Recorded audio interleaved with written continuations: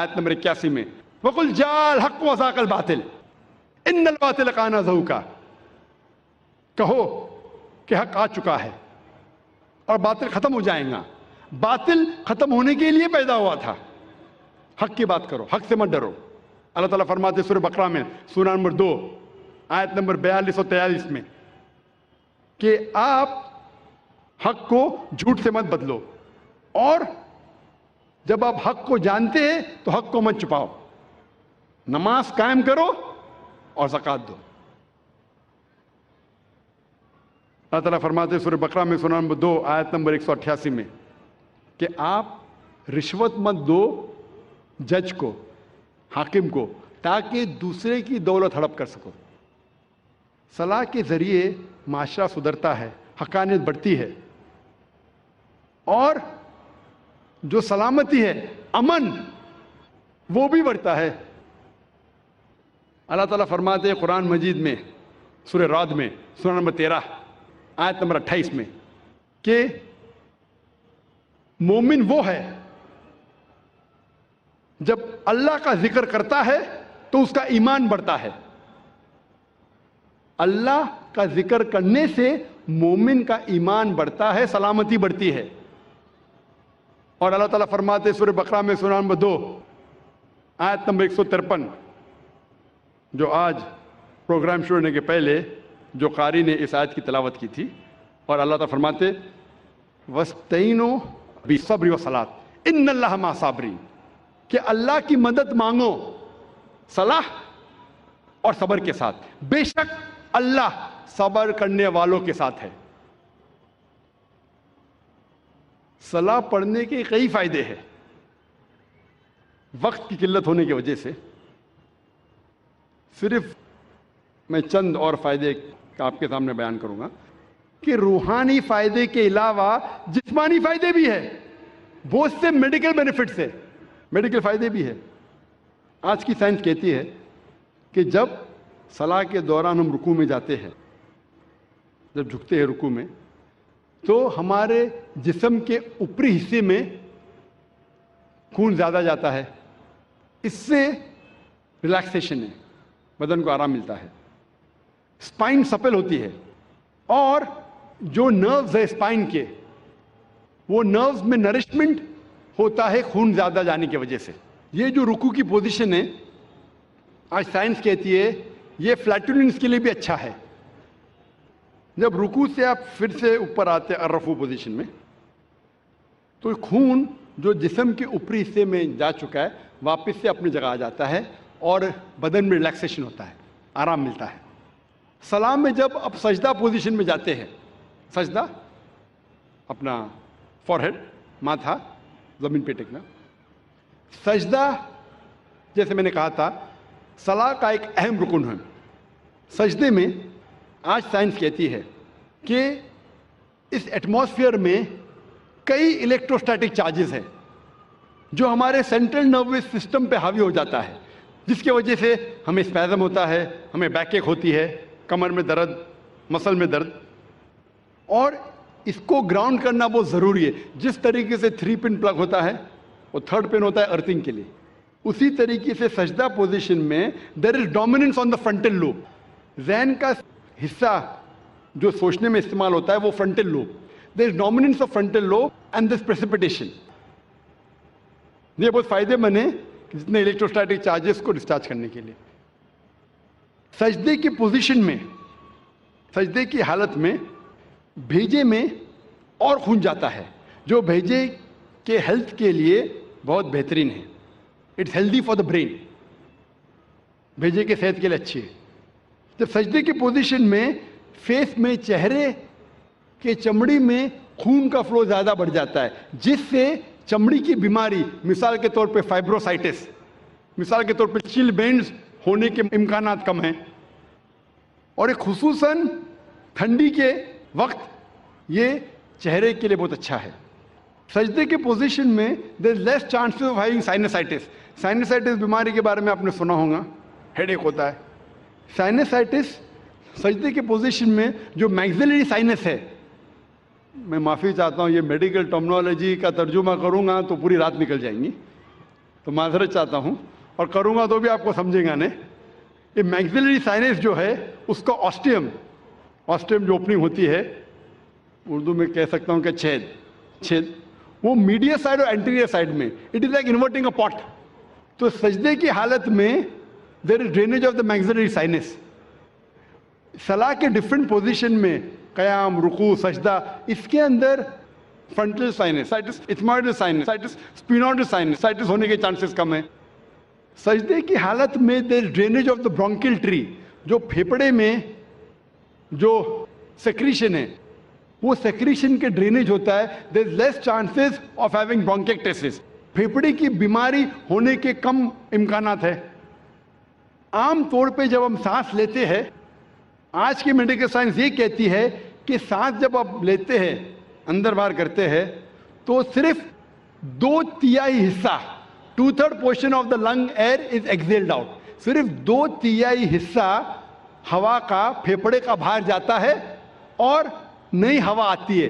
1/3 حصہ پرانا ہی رہتا ہے. اسے سائنس میں ہم کہتے ہیں ریسیڈول ایئر، یعنی پھیپڑے کی 1/3 حصہ جو ہے ہوا کا ویسا ہی رہتا ہے. صرف 2/3 حصہ باہر جاتا ہے اور نہیں آتا ہے. سجدے کے حالت میں جب آپ سانس لیتے ہیں، دا ایبڈومینل وسرا جو پیٹ کے آلہ ہے وہ لگتے ہیں ڈائفرام کی طرف، ڈائفرام کو ڈھکا دیتے ہیں. ڈائفرام دھکا دیتا ہے lower lobes of the lungs. اس سے جو ریسیڈول ایئر ہے 1/3 حصہ وہ باہر نکل جاتا ہے. تو ہمارے پھیپڑے میں ساری کی ساری جو ہوا آ رہی ہے وہ نہیں آتی ہے. اس سے پھیپڑے کی بیماری کے کم امکانات ہے because of fresh air coming in. اس پوزیشن میں there is increase venous return of the abdominal viscera. جو پیٹ کے جتنے آلہ ہے اس میں ایبڈومینل وینس ریٹرن انکریز ہوتا ہے.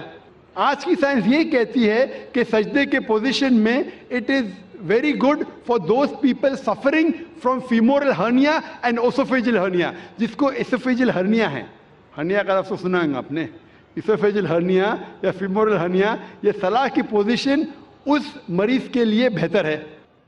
آج کی سائنس یہ کہتی ہے کہ جو شخص ہیمورائڈ کی بیماری ہے، جس شخص کو پائلز ہے، صلاح کی پوزیشن اس کے لیے بہت اچھی ہے، سجدہ کی پوزیشن. آج کی سائنس یہ کہتی ہے کہ سجدہ کے پوزیشن میں آپ جب گھٹنے ٹیکتے ہیں زمین پہ تو سولیس مسل جو پیر کے مسل ہے، اس میں میڈیکل ٹرمنالوجی میں کہتے ہیں سولیس مسل آج سائنس کہتا ہے وہ پیریفرل ہارٹ ہے. پیریفرل ہارٹ مطلب ان جسم کے حصوں میں جو دور کے حصے میں وہاں خون کو پھیلاتا ہے. تو اس پوزیشن میں خون جو جسم کے دور کے حصے ہے وہاں بھی پہنچ جاتا ہے. جب یہ سجدے کی پوزیشن میں ہم گھٹنے ٹیک رہے تو یہاں دیر از پریشر آن دا نیز and the muscles. It is good for the back ایک. اور ہم جب پھر سے جلسے کی پوزیشن میں آتے ہیں، سجدے سے اٹھتے ہیں، تو خون واپس اپنی جگہ پہ آتا ہے، بدن کا حصہ ریلیکس ہوتا ہے، ہمیں آرام ملتا ہے. اور اس کے بعد جب ہم اٹھتے ہیں قیام پوزیشن میں، ہمارا وزن ہوتا ہے بال آف دا فیٹ پہ. پیر کے آگے کے حصے سے اٹھتے ہیں، جو مسلز آپ کے ہے، تھائی کے، نی کے، پیروں کے مسلز ہے، اس کی ورزش ہوتی ہے. اور یہ مسلز کے لیے اچھے ہے، آپ کے گھٹنے کے لیے اچھا ہے، اور پیٹھ کی بیماری کے لیے اچھا ہے. میں صرف اگر میڈیکل بینیفٹ بیان کروں صلاح کے بارے میں تو انشاءاللہ گھنٹے بات کر سکتا ہوں، لیکن انگریزی میں، اردو میں نہیں. اردو میں کیونکہ مجھے مہارت نہیں ہے. انگریزی میں اگر میں صلاح کے بینیفٹ کا ذکر کرنے لگوں تو الحمدللہ ثم الحمدللہ صرف میڈیکل بینیفٹ پہ تقریر کر سکتا ہوں. وقت کی قلت ہونے کی وجہ سے میں اور چیزیں صلاح کا ذکر کرتا ہوں. کہ کچھ لوگ مجھے آ کے کہتے ہیں کہ آپ کہتے ہیں کہ صلاح رہنمائی اور ہدایت کا راستہ ہے. میں کئی مسلمانوں کو جانتا ہوں جو 5 وقت صلاح پڑھتے ہیں لیکن بےمانی کرتے ہیں، جو غلط کام کرتے ہیں، جو جھوٹ بولتے ہیں. تو آپ جو کہتے ہیں صلاح رہنمائی اور ہدایت کا راستہ، بالکل غلط ہے. میں تسلیم کرتا ہوں کہ میں بھی جانتا ہوں ہے کئی مسلمان جو 5 وقت کی نماز پڑھتے ہیں لیکن جھوٹ بولتے ہیں، 5 وقت کی نماز پڑھتے ہیں لیکن غلط کام کرتے ہیں، 5 وقت کی نماز پڑھتے ہیں لیکن رشوت دیتے ہیں. اس کا مطلب یہ نہیں کہ قرآن مجید غلط ہے، نعوذ باللہ۔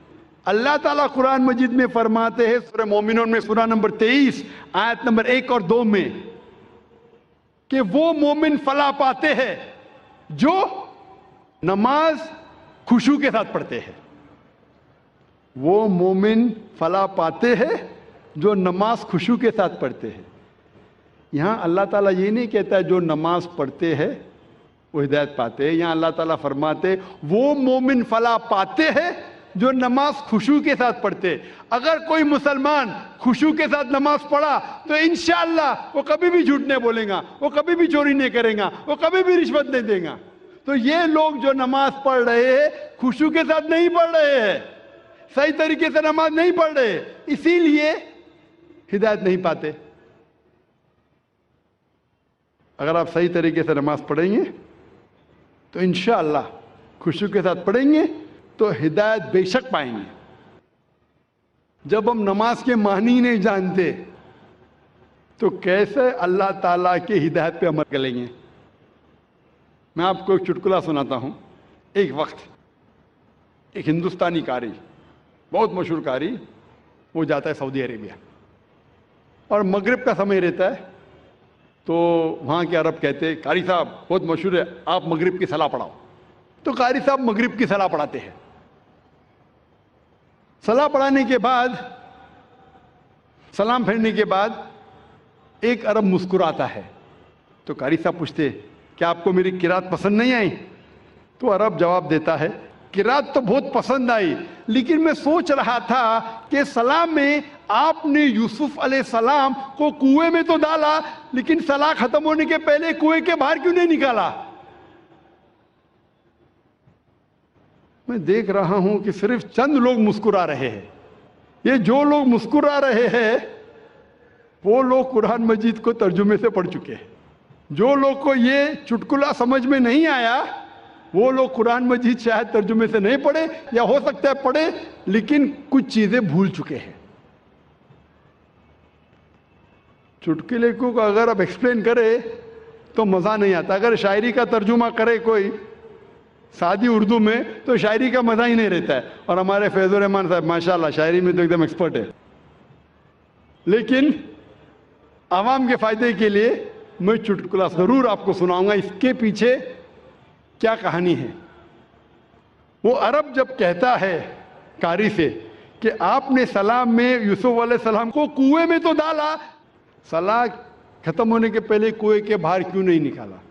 کیونکہ ہم جانتے ہیں قرآن مجید میں سورہ یوسف اور کئی واقعے ہیں جہاں اللہ تعالیٰ فرماتے یوسف علیہ السلام کو ان کے بھائیوں نے انہیں دھوکہ دیا تھا۔ بھائی یوسف علیہ السلام کو لے جاتے اور کنویں میں ڈالتے ہیں اور جا کے اپنے والد سے کہتے ہیں کہ وہ مر گیا۔ اس درمیان ایک کارواں آتا ہے اور دیکھتا ہے کہ یوسف علیہ السلام کنویں میں کھائی میں گرے ہوئے ہیں، اور وہ کاروان یوسف علیہ السلام کو باہر نکالتا ہے۔ اللہ تعالیٰ جیسا شاعری میں بولوں گا میں، فانوس کی طرح حفاظت، اس لیے میں شاعری میں زیادہ مانتا نہیں ہوں، لیکن میری اہلیہ کہتی ہے کہ آپ اردو تقریر کریں تو شاعری کہو، تو کوشش کرتا ہوں میں ٹوٹی پھوٹی اردو میں شاعری کہوں۔ فانوس بن کے حفاظت جس کی ہوا کرے، فانوس بن کے حفاظت جس کی ہوا کرے، وہ شمع کیا بجھے جسے روشن خدا کرے۔ لیکن جو لچک قرآن کے آیتوں میں ہے، ساری شاعر کو آپ اکٹھا کریں گے، جتنے شاعر کی آپ عزت کرتے ہیں، تعریف کرتے، سارے شاعر کو اکٹھا کریں گے، ایک قرآن کی آیت پیدا نہیں کر سکیں گے۔ یہ اللہ تعالیٰ کا چیلنج ہے۔ سورہ بقرہ میں سورہ نمبر 2 آیت نمبر 23 اور 24 میں، میں شیخ فیض الرحمان کے خلاف نہیں ہوں اور ان سے معذرت چاہتا ہوں، وہ کوارڈینیٹر ہے۔ اللہ تعالیٰ کہتے ہیں سورہ بقرہ سورہ نمبر 2 آیت نمبر 23 اور 24 میں، وَإِن كُنتُمْ فِي رَيْبٍ مِّمَّا نَزَّلْنَا عَلَىٰ عَبْدِنَا، اگر آپ کو شک ہے کہ ہم نے جو چیز نازل کی ہے ہمارے بندے پہ، فَأْتُوا بِسُورَةٍ مِّن مِّثْلِهِ، آپ ایک قرآن جیسی سورہ لے آؤ۔ मिम मिसली, करीब हू बहू नहीं, वदउ शुहदाकुम मिन दुनिल्लाह इन कुंतुम सादिकीन, और अपने मददगार को बुलाओ अल्लाह के अलावा जो भी आपके पास है, अगर आप सच्चे हैं।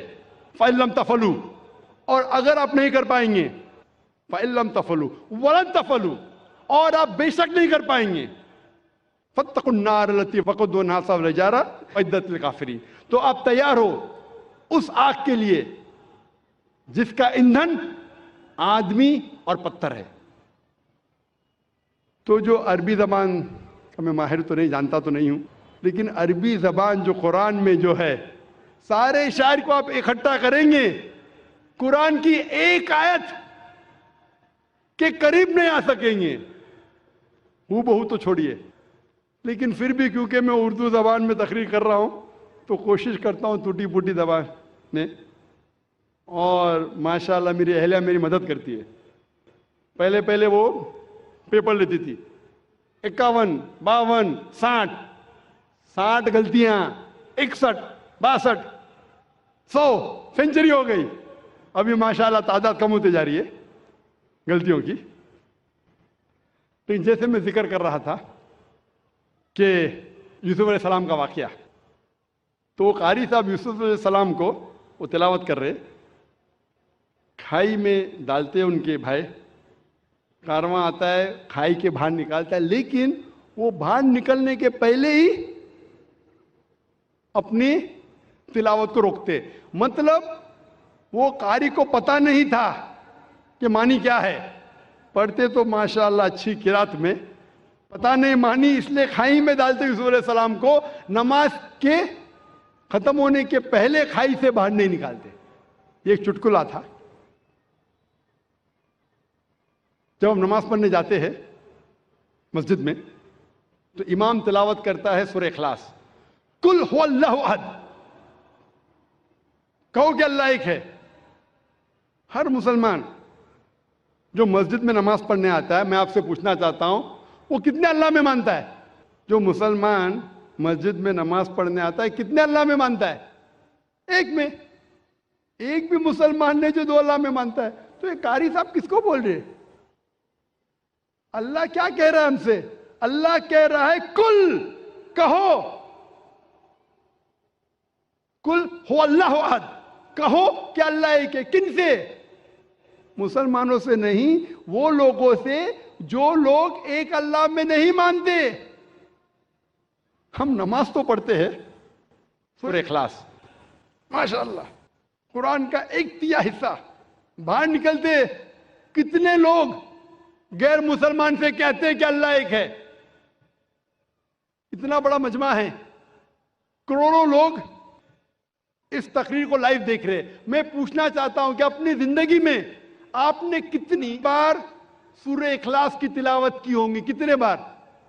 कितने बार? कितने बार? कितने बार? हाँ, बेशुमार। कोई बोलेंगे हजारों बार। 1000 बार तो की होंगी ना, अगर नमाजी है तो आप। अगर नमाजी है, नमाजी नहीं तो अलग बात है। अगर नमाजी है तो हजारों बार तो तिलावत की होंगी। अगर आप 40 साल के, 50 साल के हैं तो हजारों बार तो की होंगी। मैं पूछना चाहता हूं, आपने कितने गैर मुसलमानों से कहा कि अल्लाह एक है? 1000, 100, 50 से तो कहा, 10 से तो कहा कि आज तक के तो शायद अल्लाह ताला आपको माफ करेगा क्योंकि आपने तवज्जो नहीं दी होगी। आज के बाद आपने जाकिर की तकरीर तो सुनी है कि जब आप सूरह इखलास पढ़ते हैं, कुल हुवल्लाहु अहद, उसकी मानिए कहो उन लोगों से जो लोग एक अल्लाह में नहीं मानते कि अल्लाह एक है। आज के बाद अगर आपने सूरह इखलास की तिलावत की और बाहर जाके उसके ऊपर अमल नहीं किया तो शायद अल्लाह ताला आपको नहीं छोड़ेगा। क्योंकि आज आप जानते हैं कि सिर्फ कुरान की आयत पढ़ना जरूरी नहीं है, उसके ऊपर अमल करना भी जरूरी है। तो मेरे तकरीर सुनने के फायदे भी होते, नुकसान भी होते। अगर अमल करेंगे तो फायदा होगा, नुकसान करेंगे तो वो लोग बोलते हैं ना कि कच्चा लाइसेंस और पक्का लाइसेंस। कच्चा लाइसेंस है तो आपको दंड आधा पड़ता है, पक्का लाइसेंस से डबल पड़ता है। अभी आप जानते हैं कि सूरह इखलास کہ معنی کیا پہلے بھی جانتے ہوئیں گے لیکن عمل نہیں کرتے ہوئیں گے. تو ابھی اگر آپ نماز میں اگر امام کہتا ہے قل هو اللہ احد، اس کا مطلب آپ سے کہہ رہا ہے کہ کہو وہ لوگوں سے جو ایک اللہ میں نہیں مانتے کہ اللہ ایک ہے. کتنے لوگ اس کے اوپر عمل کرتے؟ کتنے لوگ؟ ایک آپ کا ایک ملازم ہے، بہت ملازم جو وقت کا بہت پابند ہے، برابر ٹائم پہ آتا ہے، بہت آپ کی تعریف کرتا ہے، برابر ٹائم پہ آتا ہے، ٹائم پہ جاتا ہے، آپ کی تعریف کرتا ہے. آپ بولتے بھائی صاحب ذرا پانی کا گلاس لے کے آؤ، وہ بولتا ہے میرا مالک بہت اچھا ہے، بہت دیالو ہے، لیکن پانی کا گلاس نہیں لے کے آتا ہے. بہت تعریف کے پل باندھ رہا ہے، ہاتھ جوڑ کے آپ کے سامنے کھڑا ہے. آپ بولیں گے ایک خط میرے دوست کو پہنچاؤ، میرا مالک بہت اچھا ہے، میرا مالک بہت مہان ہے، تعریف کر رہا ہے، ہاتھ باندھ کے سر جھکائے کھڑا ہے، آپ کا کہنا نہیں مانتا ہے. آپ کیا کریں گے؟ اس کی سیلری بڑھائیں گے؟ آپ اس کو بونس دیں گے؟ کیا کریں گے؟ کیا کریں گے؟ اسی طریقے سے افسوس کی بات ہے، اکثر ہم کہتے ہیں کہ اللہ سے محبت کرتے ہیں، کہتے ہیں تعریف کرتے، اللہ اکبر، تعریف تو بہت کرتے ہیں، لیکن کیا اللہ کا کہنا مانتے؟ عبادت کا مطلب بندگی، اللہ جو حکم دے رہا ہے ہمیں اس کے اوپر عمل کرنے کو کہتے ہیں بندگی. وہ تو اللہ کے رسول کی حدیث ہے، اسی لیے ہم مسلمان بچ گئے. اللہ کے رسول فرماتے کہ وہ اللہ کی رحمت کے بنا کوئی بھی انسان جنت میں نہیں جا سکتا، صرف اعمال پہ. اگر ہمارے اعمال کے ذریعے ہم صرف جنت میں جائیں گے تو ایک بھی انسان دنیا میں جنت میں نہیں جائے گا. ایک صحابہ اللہ کے رسول سے پوچھتے یا اللہ کے رسول کیا آپ بھی؟ تو وہ کہتے ہاں میں بھی.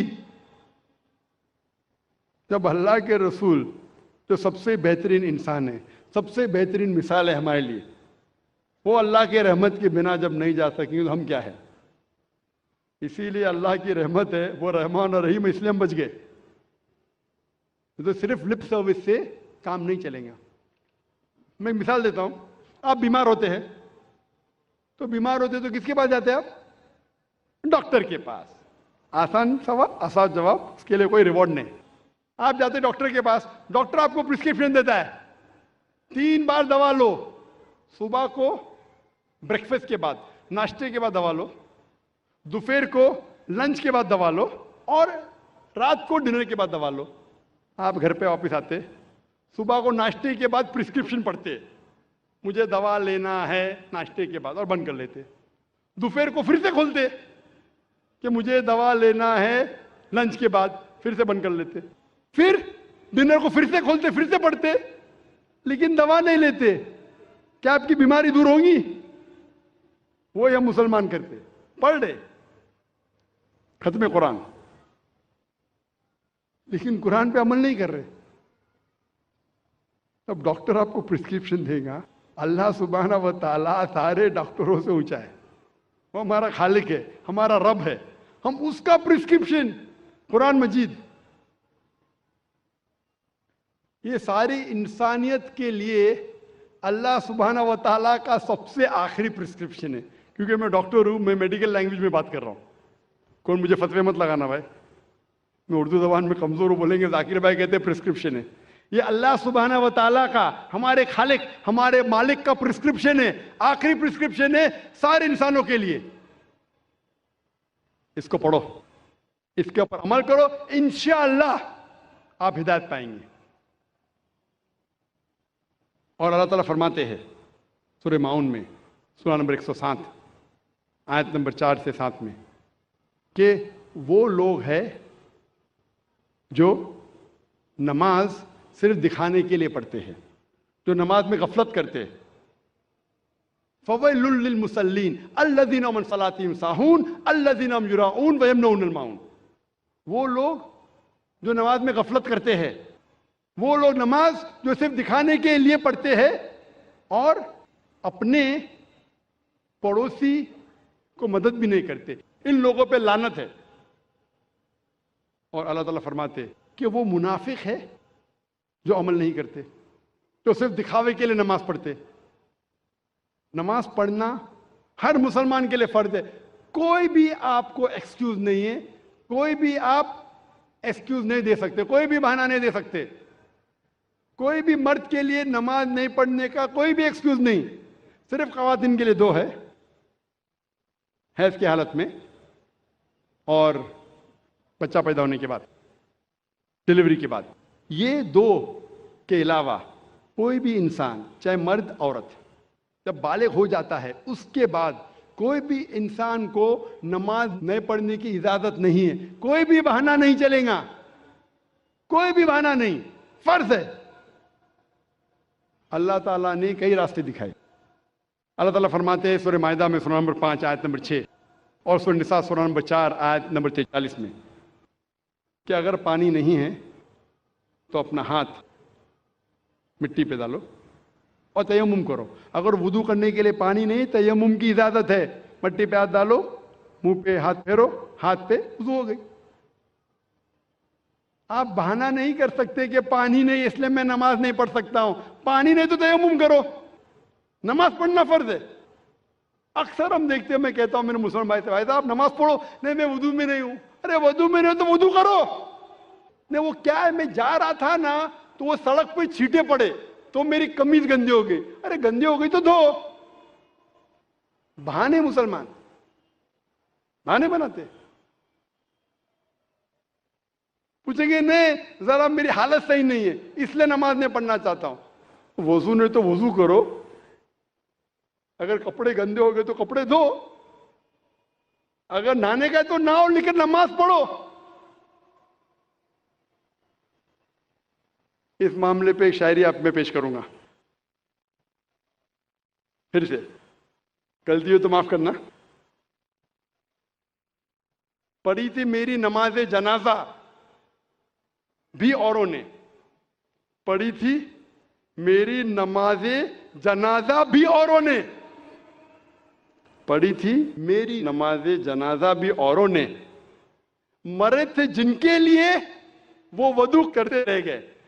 مرے تھے جن کے لیے وہ وضو کرتے رہ گئے.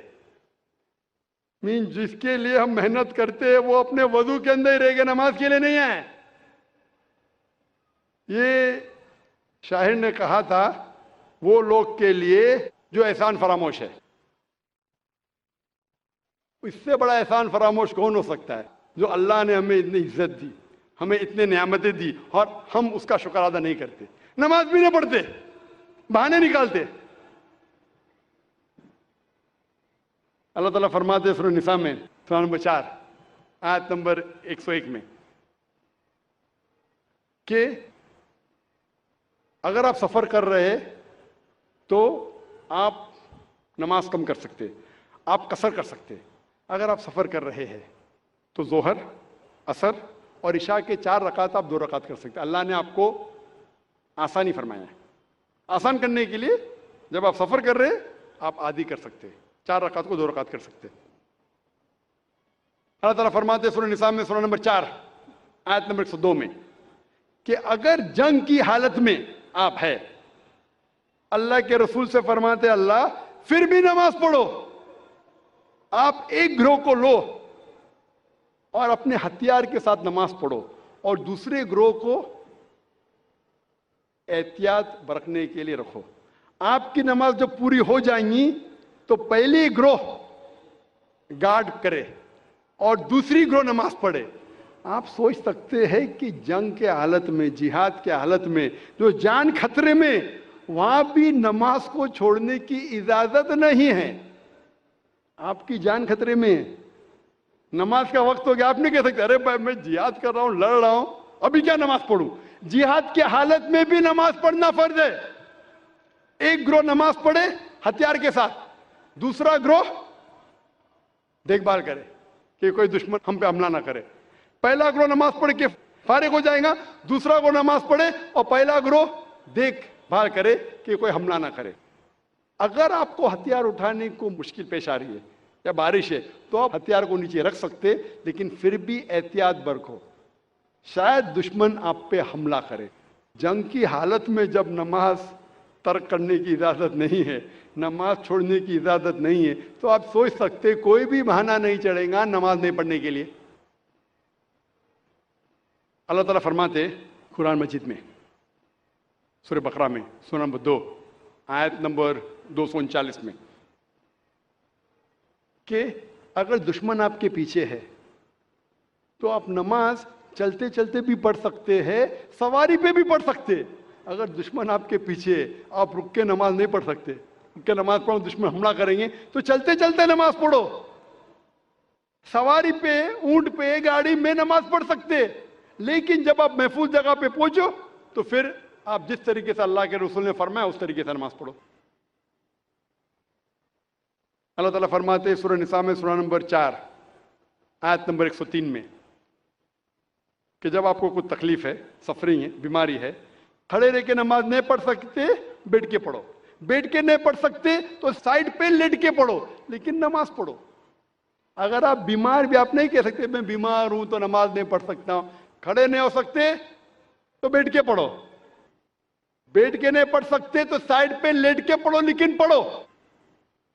अल्लाह के रसूल फरमाते सही बुखारी में जिल्द नंबर 2 हदीस नंबर 218 में एक शख्स जिसको हेमोरॉइड्स होता है, पाइल्स होता है, वो आता अल्लाह के रसूल के पास और अल्लाह के रसूल फरमाते कि अगर आप नमाज खड़े होकर नहीं पढ़ सकते तो बैठ के पढ़ो, बैठ के नहीं पढ़ सकते तो कम से कम साइड पर लेट के पढ़ो।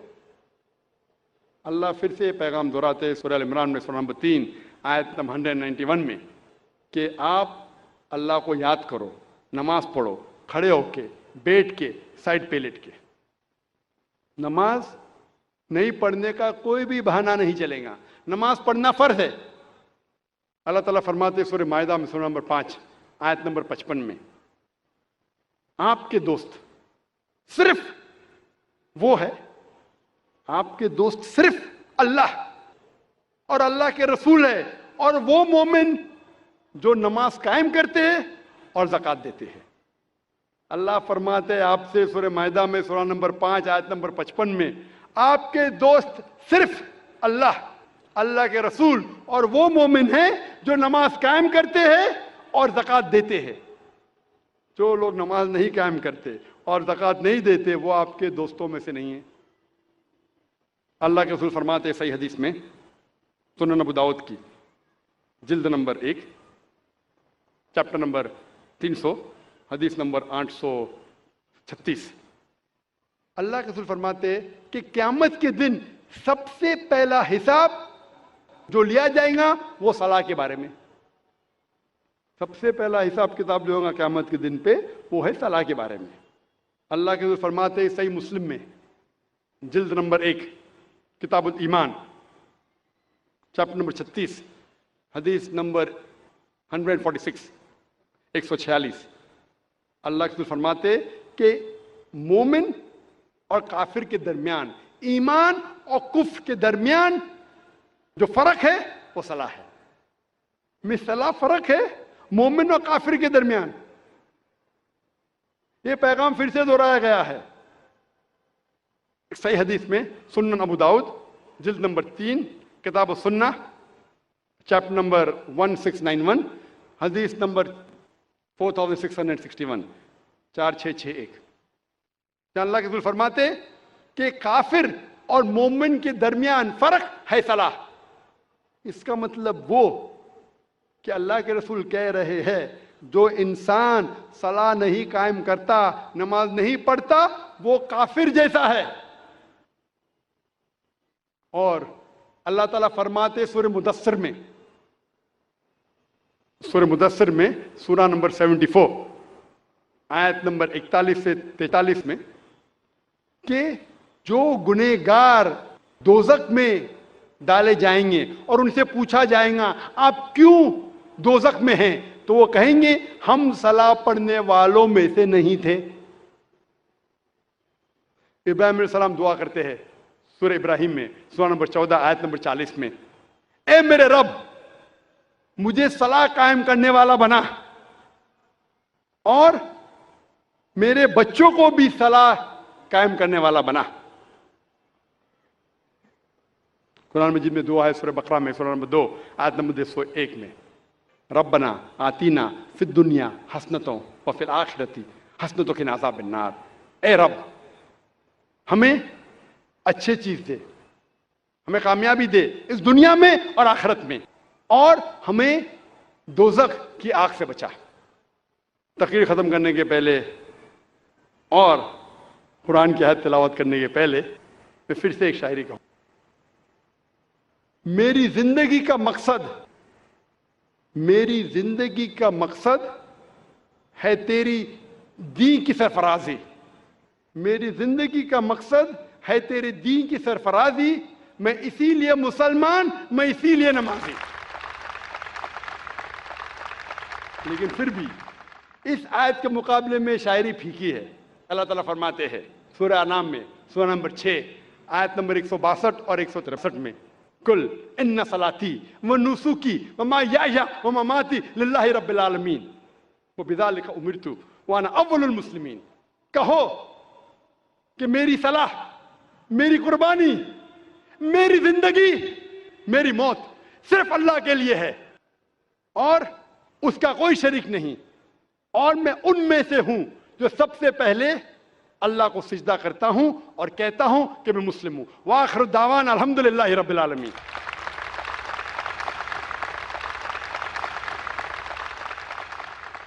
मेरी ज़िंदगी का मकसद तेरे दीन की सरफराजी, मैं इसीलिए मुसलमान, मैं इसीलिए नमाजी।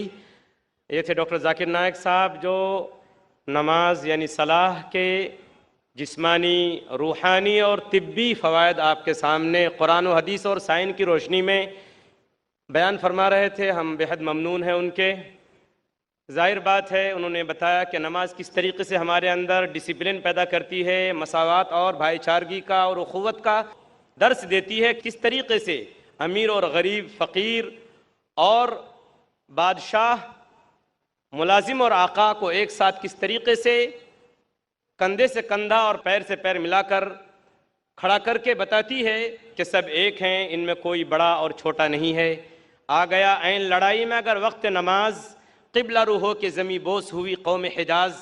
एक ही सफ़ में खड़े हो गए महमूद व अयाज़, न कोई बंदा रहा न कोई बंदा नवाज। बंदा व साहिब व मुहताज व गनी एक हुए, तेरी सरकार में पहुँचे तो सभी एक हुए। लेकिन मेरे दोस्तों, जैसा कि डॉक्टर जाकिर साहब ने कहा कि हमारी नमाज होनी चाहिए। अगर पैरों पर खड़े रहना ही इबादत है, अगर पैरों पर खड़े रहना ही सिर्फ इबादत है, तो जंगल के दरख्तों से ज़्यादा आप खड़े नहीं रह सकते।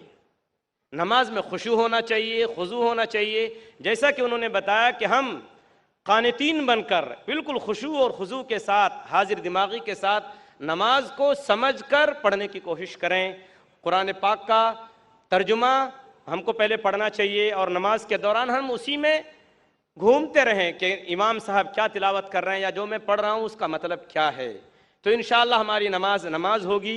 वरना ऐसा न हो कि बकौल अल्लामा इकबाल कि कभी क़िबला रू जो खड़ा हुआ तो हरम से आने लगी सदा, तेरा दिल तो है सनम आशना, तुझे क्या मिलेगा नमाज में। और ऐसा न हो कि जब जब हम कभी ज़मीन के ऊपर सजदा करें तो वो हिस्सा ज़मीन का हमारे बारे में, हमारे ख़िलाफ़ ये गवाही दे, जैसा कि फ़ारसी शायर ने शेर कहा है कि बज़मी तो सजदा करदम ज ज़मीन एदा बर आमद, कि मोरा ख़राब कर दी तू बसजदा रियाई, कि जब जब मैंने ज़मीन के ऊपर सजदा किया तो ज़मीन के उस टुकड़े से आवाज़ आई कि तुमने मुझको रियाकारी के सजदे से ख़राब और नापाक कर दिया। इसलिए मेरे दोस्तों, हमें नमाज़ों का अहतमाम करना चाहिए। नमाज किसी भी हाल में माफ़ नहीं है सिवाय चंद मौक़ों के, जैसा कि डॉक्टर साहब ने तफसील से उसके ऊपर रोशनी डाली। अब डॉक्टर साहब की तकरीर का जो दूसरा दिलचस्प और इंतहाई मुअस्सिर सेशन है, जो सवाल व जवाब का सेशन है, वो अब हम शुरू करते हैं। सवाल व जवाब को शुरू करने से पहले चंद बातों का ध्यान रखना तमाम भाइयों और बहनों के लिए ज़रूरी है। सबसे पहली बात तो ये है कि सवाल करने वाला अपना नाम और प्रोफेशन यानी जो पेशा है वो ज़रूर बताए। सवाल मुख्तसर हो, कोई लंबी चौड़ी गुफ्तगू और बातचीत न हो। सवाल ख़ास तौर पर अगर मुसलमान भाइयों और बहनों को सवाल करने का मौका मिले तो उनका सवाल उन्वान के मुताबिक होना चाहिए। जैसा कि आज की तकरीर का उन्वान है डॉक्टर साहब की, सलाह, हिदायत और रहनुमाई का रास्ता। हमारे गैर मुस्लिम भाई और हमारी गैर मुस्लिम बहनें ان کو اجازت ہوگی کہ وہ اسلام کے بارے میں کوئی بھی سوال ڈاکٹر صاحب سے کر سکتے ہیں۔ اسی کے ساتھ ساتھ میں گزارش کروں گا تمام سوال کرنے والے بھائیوں اور بہنوں سے کہ کوئی فقہی سوال نہ کریں اور اختلافی سوال نہ کریں۔ اگر کوئی ایسا سوال ہوگا جو اختلافی ہو تو اس کو رد کرنے کا بحیثیت کوآرڈینیٹر کے مجھے پورا اختیار ہوگا کہ میں اس سوال کو رد کر دوں اور اس سوال کو کرنے کی اجازت نہیں دی جائے گی۔ اب ہم باقاعدہ سوال و جواب کا یہ سیشن شروع کرتے ہیں۔ ہمارے اس پروگرام میں 4 مائک کا انتظام کیا گیا ہے۔ ایک مائک نمبر 1 ہمارے بائیں جانب ہے، اسٹیج کے ہمارے بائیں ہاتھ کی طرف ہے اور بھائیوں کی طرف۔ دوسرا بیچ میں ہمارے بھائیوں کے شعبے میں، مائک نمبر 3 بھی بھائیوں کے شعبے میں ہے، اور مائک نمبر 4 ہمارے دائیں ہاتھ پہ ہماری بہنوں کے شعبے میں ہے، اور اسی کے ساتھ ساتھ مائک نمبر 5 بھی ہماری خواتین اور ہماری بہنوں کے شعبے میں ہے۔ اب ہم باقاعدہ سوال و جواب کا پروگرام شروع کرتے ہیں۔ ہم والنٹیئر حضرات سے گزارش کریں گے، درخواست کریں گے کہ اگر قطار میں کوئی غیر مسلم بھائی ہو تو پہلے انہیں سوال کرنے کا موقع دیا جائے۔ مائک نمبر 1 سے جو بھائی کھڑے ہیں سوال کر سکتے ہیں۔ جی ہاں بھائی۔ میرا نام مہیش مہتا ہے اور میں ریٹائرڈ پرسن ہوں۔ استنبول ترکی کی بات کرتا ہوں۔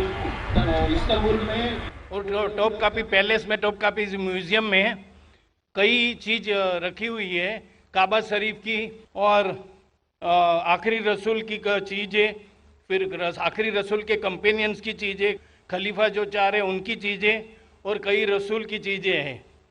تو موسیٰ علیہ السلام، ابراہیم علیہ السلام، داؤد علیہ السلام اور یحییٰ علیہ السلام کا وہاں چیز رکھی گئی ہے۔ تو یہ جو موسیٰ علیہ السلام کی لاٹھی ہے، جو عصا، اور داؤد علیہ السلام کی جو سوڑ ہے، مطلب تلوار، تو کیا ریئل ہے، ان کے ٹائم کا یوز کیا ہوا ہے؟ مہیش بھائی نے سوال کیا ہے کہ وہ توپٹا کے میوزیم گئے تھے استنبول میں، ترکی میں، اور الحمدللہ اللہ نے مجھے بھی موقع فرمایا۔ اس سال ہی چند مہینے پہلے فروری مارچ میں بھی گیا تھا کوپٹا کی میوزیم میں، ترکی میں مجھے بلایا گیا تھا۔ مہیش بھائی صاحب پوچھ رہے کہ وہاں کئی چیزیں ہیں اللہ کے رسول کی، موسیٰ علیہ السلام کی، اور موسیٰ علیہ السلام کی لاٹھی ہے، کیا وہ لاٹھی صحیح ہے؟ Is it original? میں نے بھی وہ لاٹھی کو دیکھا۔ یہ سوال میرے دماغ میں بھی آیا، یہ سوال جو آپ کا ہے میرے دماغ میں بھی آیا، لیکن جواب ملا صحیح ہے نہیں، کوئی فرق پڑتا نہیں۔ لاٹھی صحیح ہے یا غلط فرق نہیں پڑتا ہے، فرق یہ پڑتا ہے کہ اللہ نے جو ہدایت دی اس قرآن میں وہ صحیح ہے، وہ محفوظ ہے۔ وہ لاٹھی سے دین ذرا بھی بدلے گا نہیں، ہسٹوریکل ویلیو ہو سکتی ہے، اس میں کئی چیزیں ہیں، جیسا آپ نے کہا خلفاء راشدین کے، حضرت ابو بکر، حضرت عمر رضی اللہ عنہ، ان کی کئی چیزیں، لیکن اس سے ہمیں کوئی فرق نہیں پڑتا۔ ہسٹوریکل ویلیو شاید جاننے کے لیے کیا کرنے پڑے گا، کیونکہ میں بھی ماشاءاللہ ایک میڈیکل ڈاکٹر ہوں، سائنس کے طالب علم ہوں، آپ کو کرنے پڑے گا کاربن ڈیٹنگ۔ کاربن ڈیٹنگ ایک ٹیکنالوجی ہے C14، وہ کاربن ڈیٹنگ سے ہم کو پتہ چل سکتا ہے کہ وہ چیز ہے وہ کتنی پرانی ہے۔ تو اگر ہم کاربن ڈیٹنگ کرتے ہیں اس لاٹھی پہ اور پھر پتہ لگتا ہے کہ وہ ہزاروں سال پرانی ہے، موسیٰ علیہ السلام کتنے ہزار سال پہلے ہمیں پتہ ہی نہیں، قرآن میں اس کا ذکر نہیں، بائبل کے ذریعے پتہ چلتا ہے کہ وہ تقریباً 1400 سال عیسیٰ علیہ السلام کے پہلے آئے، عیسیٰ علیہ السلام تقریباً 2000 سال پہلے آئے، تو بائبل کے مطابق موسیٰ علیہ السلام 3400 سال پہلے آئے، لیکن قرآن میں اس کا ذکر نہیں کون سے دور میں آئے۔ اور اگر بائبل کا حوالہ لیں گے تو سائنٹیفکلی میچ ہوتی ہی نہیں، کبھی فلڈ آیا کبھی ایجپٹ ہے، ان سائنٹیفک ہے۔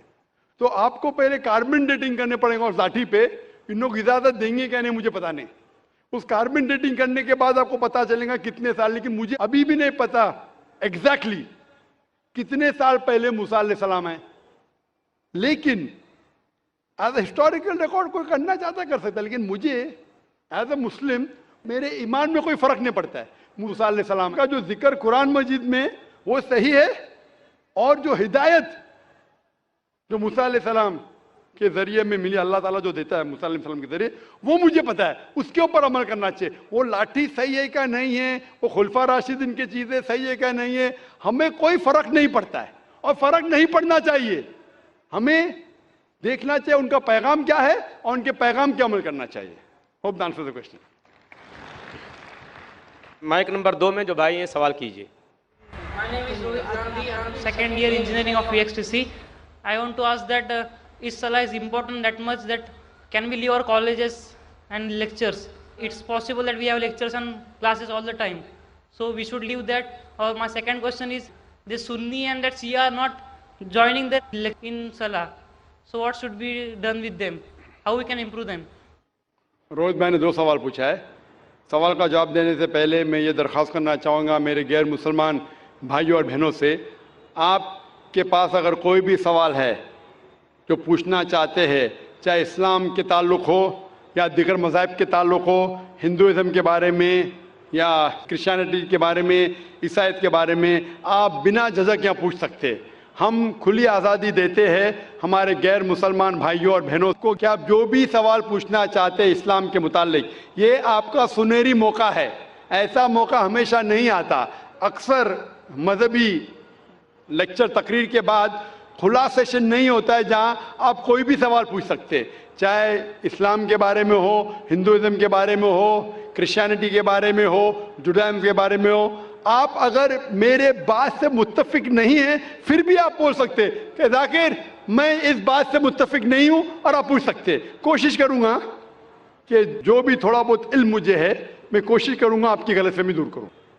میں نے سوال پوچھا کہ ہمارے کالج میں لیکچرز ہوتے ہیں، اور کیا ہم صلاح پڑھنے کے لیے لیکچر کو ترک کر سکتے ہیں، لیکچر کو چھوڑ سکتے؟ اور روہت بھائی نے کہا کہ وہ سیکنڈ ایئر انجینئرنگ میں ہے۔ میں آپ سے کہنا چاہتا ہوں کہ 20 سال پہلے میں بھی کالج میں تھا، 20 سال پہلے میں بھی کالج میں تھا، میں بھی اس دور سے گزرا۔ الحمدللہ ثم الحمدللہ کالج میں الحمدللہ نماز میں پڑھتا تھا۔ کالج میں جب آپ جاتے ہیں بریک ہوتی ہے، اور کالج کا ٹائمنگ کیا ہوتا ہے؟ ادھر 7 سے 1 تک ہوتا ہے، یا ہو سکتا ہے 8 سے لے کے 4 تک کے، جو بھی ٹائم ہے لنچ بریک تو ملتا ہے۔ جب آپ کو لنچ بریک ملتا ہے اس بریک میں آپ لنچ کے ساتھ نماز بھی پڑھ سکتے، صلاح بھی پڑھ سکتے۔ ہو سکتا ہے کہ کالج کے ایسے ٹائمنگ ہو کہ آپ اگر مسجد نزدیک ہے تو مسجد میں جائیے، مسجد نزدیک نہیں ہے تو اس کالج میں اگر کچھ مسلمان بھائی ہے ان سے بھی کہیے اور جماعت بنا سکتے، لیکن صلاح چھوڑنے کی اجازت آپ کو نہیں ہے۔ یہ پڑھنا فرض ہے، اور بے شک وداؤٹ اینی پرابلم آپ پڑھ سکتے۔ آپ جا کے بوائز کامن روم میں پڑھ سکتے، گرلز کامن روم میں پڑھ سکتے۔ صلاح چھوڑنے کی اجازت نہیں ہے۔ مسجد قریب ہے تو مسجد میں جائیے، صلاح چھوڑنے کی اجازت نہیں ہے۔ آپ کہہ رہے تھے کہ کوئی سنی حضرات ہے، کوئی شیعہ حضرات ہے جو پیر سے پیر نہیں ملاتے۔ قرآن مجید میں سنی شیعہ نہیں ہے، مسلم ہے۔ مسلم اسے کہتے ہیں جو اپنی زندگی اللہ کے حکم اور فرمان کے مطابق بسر کرتا ہے۔ جو انسان اپنی زندگی اللہ کے بتائے ہوئے راستے پہ چلتا ہے اسے کہتے ہیں مسلم۔ تو جو آدمی نماز پڑھتا ہے، میں نے آپ سے ذکر کیا، اللہ سبحانہ و تعالیٰ کم از کم 12 جگہ کہتے ہیں قرآن مجید میں اطیعوا اللہ اور اطیعوا الرسول، obey Allah and obey the messenger. سورہ نساء سورہ نمبر 4 آیت نمبر 59 اور 12 جگہ کا ذکر میں نے کیا۔ ہمیں اللہ اور اللہ کے رسول کی اطاعت کرنا چاہیے، اور اللہ کے رسول فرماتے ہیں کہ آپ اس طرح نماز پڑھو جس طرح آپ مجھے نماز پڑھتے ہوئے دیکھتے ہیں۔ یہ حدیث بخاری کی کتاب الادان کی چیپٹر نمبر 18 حدیث نمبر 604، اور پھر سے دہرایا گیا صحیح بخاری میں جلد نمبر 9 حدیث نمبر 352۔ اور اللہ کے رسول فرماتے ہیں کہ نماز کے وقت، صحیح بخاری میں جلد نمبر 1 کتاب الادان چیپٹر 75 حدیث نمبر 692، کہ جب آپ نماز پڑھتے ہیں، حضرت انس فرماتے کہ ہم صحابہ کے کندھے ملتے تھے دوسرے صحابہ کے کندھے سے، ہمارے پیر ملتے تھے ہمارے صحابہ کے پیر سے۔ اللہ کے رسول فرماتے سنن ابو داؤد میں صحیح حدیث ہے جلد نمبر 1 کتاب الصلاح چیپٹر 245 اور حدیث نمبر 666، اللہ کے رسول فرماتے کہ بیچ میں جگہ مت چھوڑو، जगह को कम करो और शैतान को बीच में मत आने दो। उसका मतलब हमें कंधे से कंधा मिलाना चाहिए। जो इंसान अपने आप को मुसलमान कहता है और कंधे से कंधा नहीं मिलाता है सलाह के वक्त, और पैर से पैर नहीं मिलाता है, वो अल्लाह के रसूल की नाफरमानी कर रहा है, वो सलाह सही तरीके से नहीं पढ़ता है। तो शायद उन लोगों को ये अल्लाह के रसूल की हदीस के बारे में पता नहीं होगा। तो हमारी कोशिश है कि उन मुसलमान को बताए कि अल्लाह के रसूल की हदीस है कि कंधे से कंधा मिलाओ, पैर से पैर मिलाओ, नमाज पढ़ते वक्त ये फर्ज है। Hope the answer the question. Ji mic number 2 पे। सर मेरा नाम प्रणव नायक है और मैं मर्चेंट नेवी में काम करता हूँ। मेरा सवाल ये है कि अकॉर्डिंग टू कुरान ये कहा जाता है कि जब क़यामत का दिन आएगा तो उस वक्त अल्लाह जब सबको फिर से उठाएंगे तो कहा जाएगा कि अपनी कब्रों से उठो। तो हम हिंदुओं का क्या होगा, क्योंकि हमारी तो कोई कब्र नहीं होती। भाई साहब का सवाल है कि वो कहते हैं कि क़यामत के दिन जब अल्लाह ताला वापस से हमें दूसरी ज़िंदगी देंगे तो कहेंगे अपने कब्रों से उठो। हिंदू भाई साहब पूछे कि हिंदू लोग तो कब्र में दफनाए नहीं जाते, हिंदू बच्चे दफनाए जाते ना। हिंदू बच्चे, हिंदू मजहब में छोटा बच्चा है उसको जलाया नहीं जाता, उसको दफनाया जाता है। फिर भी कई मुसलमान हैं जो डूब के मरते हैं, जो जल के मरते हैं, उनको भी दफनाया नहीं जाता है, जिनकी हमें मिलती नहीं। ये जब अल्लाह ताला कहेंगे कि फिर से हम जिंदगी देंगे, जरूर नहीं कि आप कब्र में से ले आ जाएंगे। जो भी इंसान मर चुका है उसके नई जिंदगी दी जाएंगे। कुरान मजीद में अल्लाह ताला फरमाता है कि अल्लाह उसमें जान डालेंगे, फिर मौत देंगे, फिर से जान डालेंगे। तो अल्लाह जान डालेंगे, चाहे वो कब्र में है, चाहे जलाया गया है, चाहे डूब गया है, जो भी हालत में है अल्लाह उस इंसान में फिर से जान डालेंगे। और अल्लाह ताला को जान डालना बहुत आसान है, चाहे आप दफनाए गए हैं या चाहे जला दिए गए। अल्लाह ताला फरमाते जब गैर मुस्लिम के एतराज करते अल्लाह से और अल्लाह से पूछते हैं कि जब आप दफनाए जाएंगे और क़यामत के रोज जब इंसान उठाए जाएंगे तो अल्लाह ताला उनको हड्डियां को कैसे जोड़ेगा। जैसे आप पूछ रहे ना, अल्लाह ताला जो कब्र में उनको उठाएंगे, हम कब्र तो नहीं गए। तो लोग पूछते हैं, कुरान मजीद में इसका जिक्र है, सूरह क़याम में सूरह नंबर 75 आयत नंबर 3-4 में, कि अल्लाह ताला हड्डियां को कैसे जोड़ेगा। तो अल्लाह ताला फरमाते हैं अल्लाह हड्डियां को ही नहीं जोड़ सकता है, आपके उंगलियों के पोर पोर को जोड़ सकता है। उंगलियों के पोर पोर। आप सोचते हो अल्लाह ताला क्यों कहता है क्या उंगलियों के पोर पोर को जोड़ सकता है।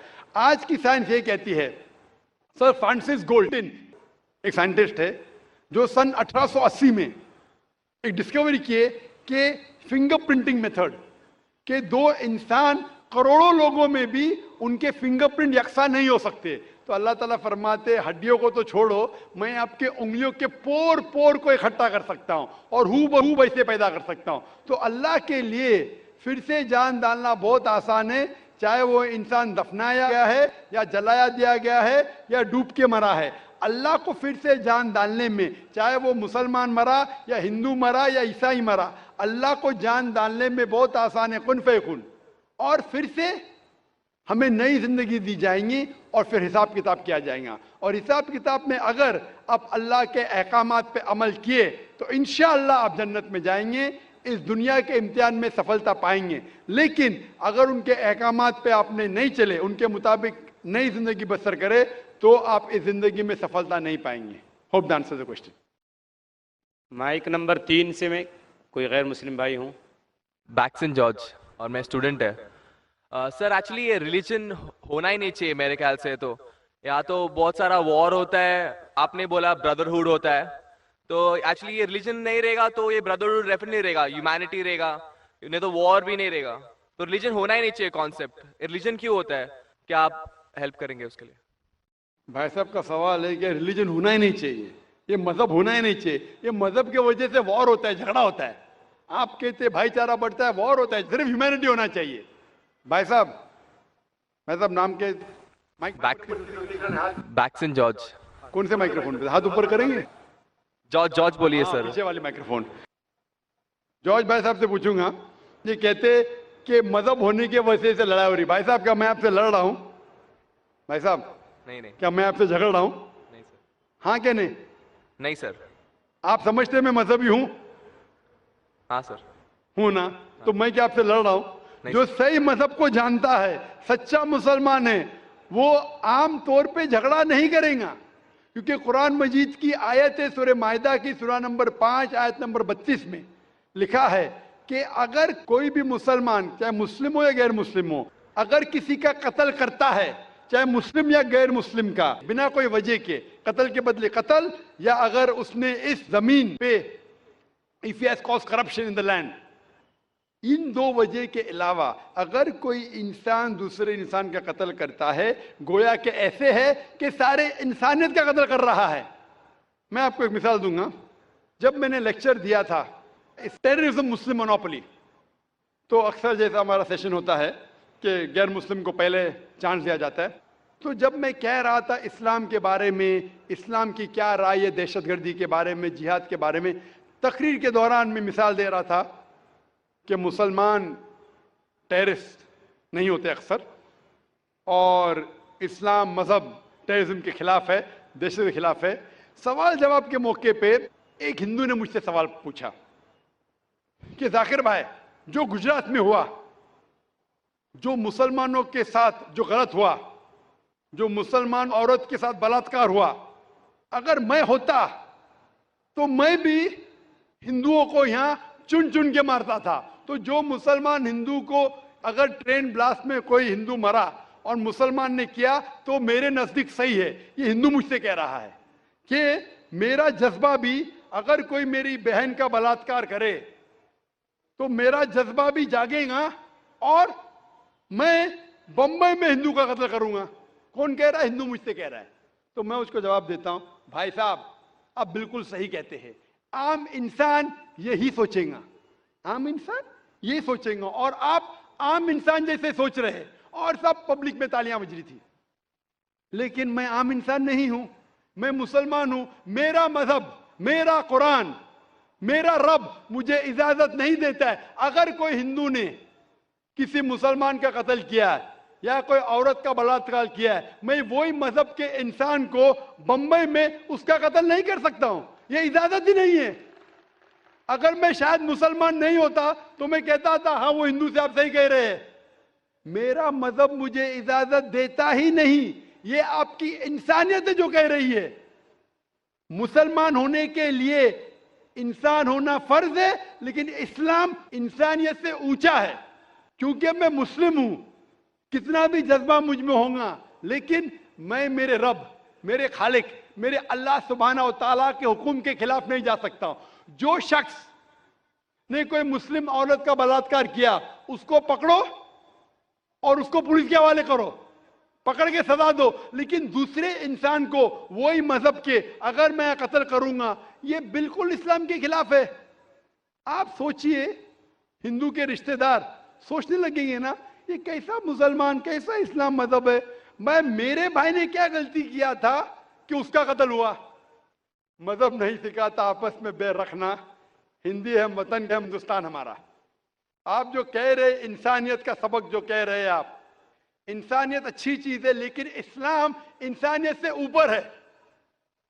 اسلام انسانیت سے اور اونچا ہے. اور جب آپ مذہب سیکھیں گے تو کئی چیز جو انسان جذبے سے کرتا ہے جو غلط ہے، اگر آپ سچے مذہبی ہے تو یہ غلط نہیں کہیں گے، یہ غلط کام کبھی بھی نہیں کہیں گے. جو لوگ مذہب کے نام پہ غلط کام کرتے ہیں ان کو دوشی ٹھہرائیے، میں آپ کے ساتھ ہوں. لیکن کہنا کہ مذہب کے وجہ سے یہ دنگے فساد ہوتے ہیں اور جنگ ہوتی ہے، بالکل غلط. میں پوچھنا چاہتا ہوں، آپ ہسٹری میں پڑھیے، ہسٹری میں پڑھیے اشوکا نے جب لاکھوں لوگ کا قتل کیا، کون سے مذہب کا تھا وہ؟ کون سے مذہب کا تھا؟ اس کا مذہب ہی نہیں تھا. جتنے لوگ اکثر قتل کرتے وہ نام کے لیے ہوں گے، کرسچین یا بدھسٹ یا کوئی مسلم ہوں گا، لیکن وہ مذہب کو فالو ہی نہیں کرتے. آپ تاریخ میں دیکھیے، آپ تاریخ اگر دیکھیں گے، میں پوچھنا چاہتا ہوں کہ جتنے قتل آج ہو رہے ہیں، جتنے قتل آپ دیکھتے ہیں، کہ یہ قتل کیوں ہو رہے. امریکہ افغانستان پہ حملہ کیوں کیا؟ مذہب کے لیے. کیوں کیا؟ دنیا جانتی ہے، اوپن سیکریٹ. تیل کے لیے. عراق میں گھسی کیوں؟ مذہب کے لیے. کروڑوں کا قتل کیا کیوں کیا؟ مذہب کے لیے. مذہب کے نام پہ مسلمانوں کو بدنام کیا جا رہا ہے. یہ مذہب ہی ہے. اگر سچا مذہب ہے، صحیح مذہب ہے، تو کبھی بھی نہیں سکھاتا کہ انسانوں میں جھگڑا کرنا. اگر وہ کچھ غلط کام کر رہا ہے، جو شخص غلطی کر رہا ہے اس پہ پکڑو، اس کو سزا دو، میں بالکل ان کے ساتھ ہوں. لیکن عام انسانوں میں جھگڑا کرنا، فساد پیدا کرنا اسلام کبھی بھی نہیں سکھاتا. یہ اسلامی مذہب ہے. اسی لیے اس کانفرنس کا عنوان ہے اسلام the solution to humanity. اسلام انسانیت کا حل. تو جو بھی مشکلات انسانیت میں ہیں آج کی تاریخ میں، اس کا حل صرف اسلام میں ہی ملے گا. آپ مجھے بتاؤ قرآن کی کون سی آیت کہتی ہے کہ بنا وجہ کسی انسان کا قتل کرنا چاہیے؟ آپ قرآن کا حوالہ دو، میں آپ کی بات کو مان لوں گا.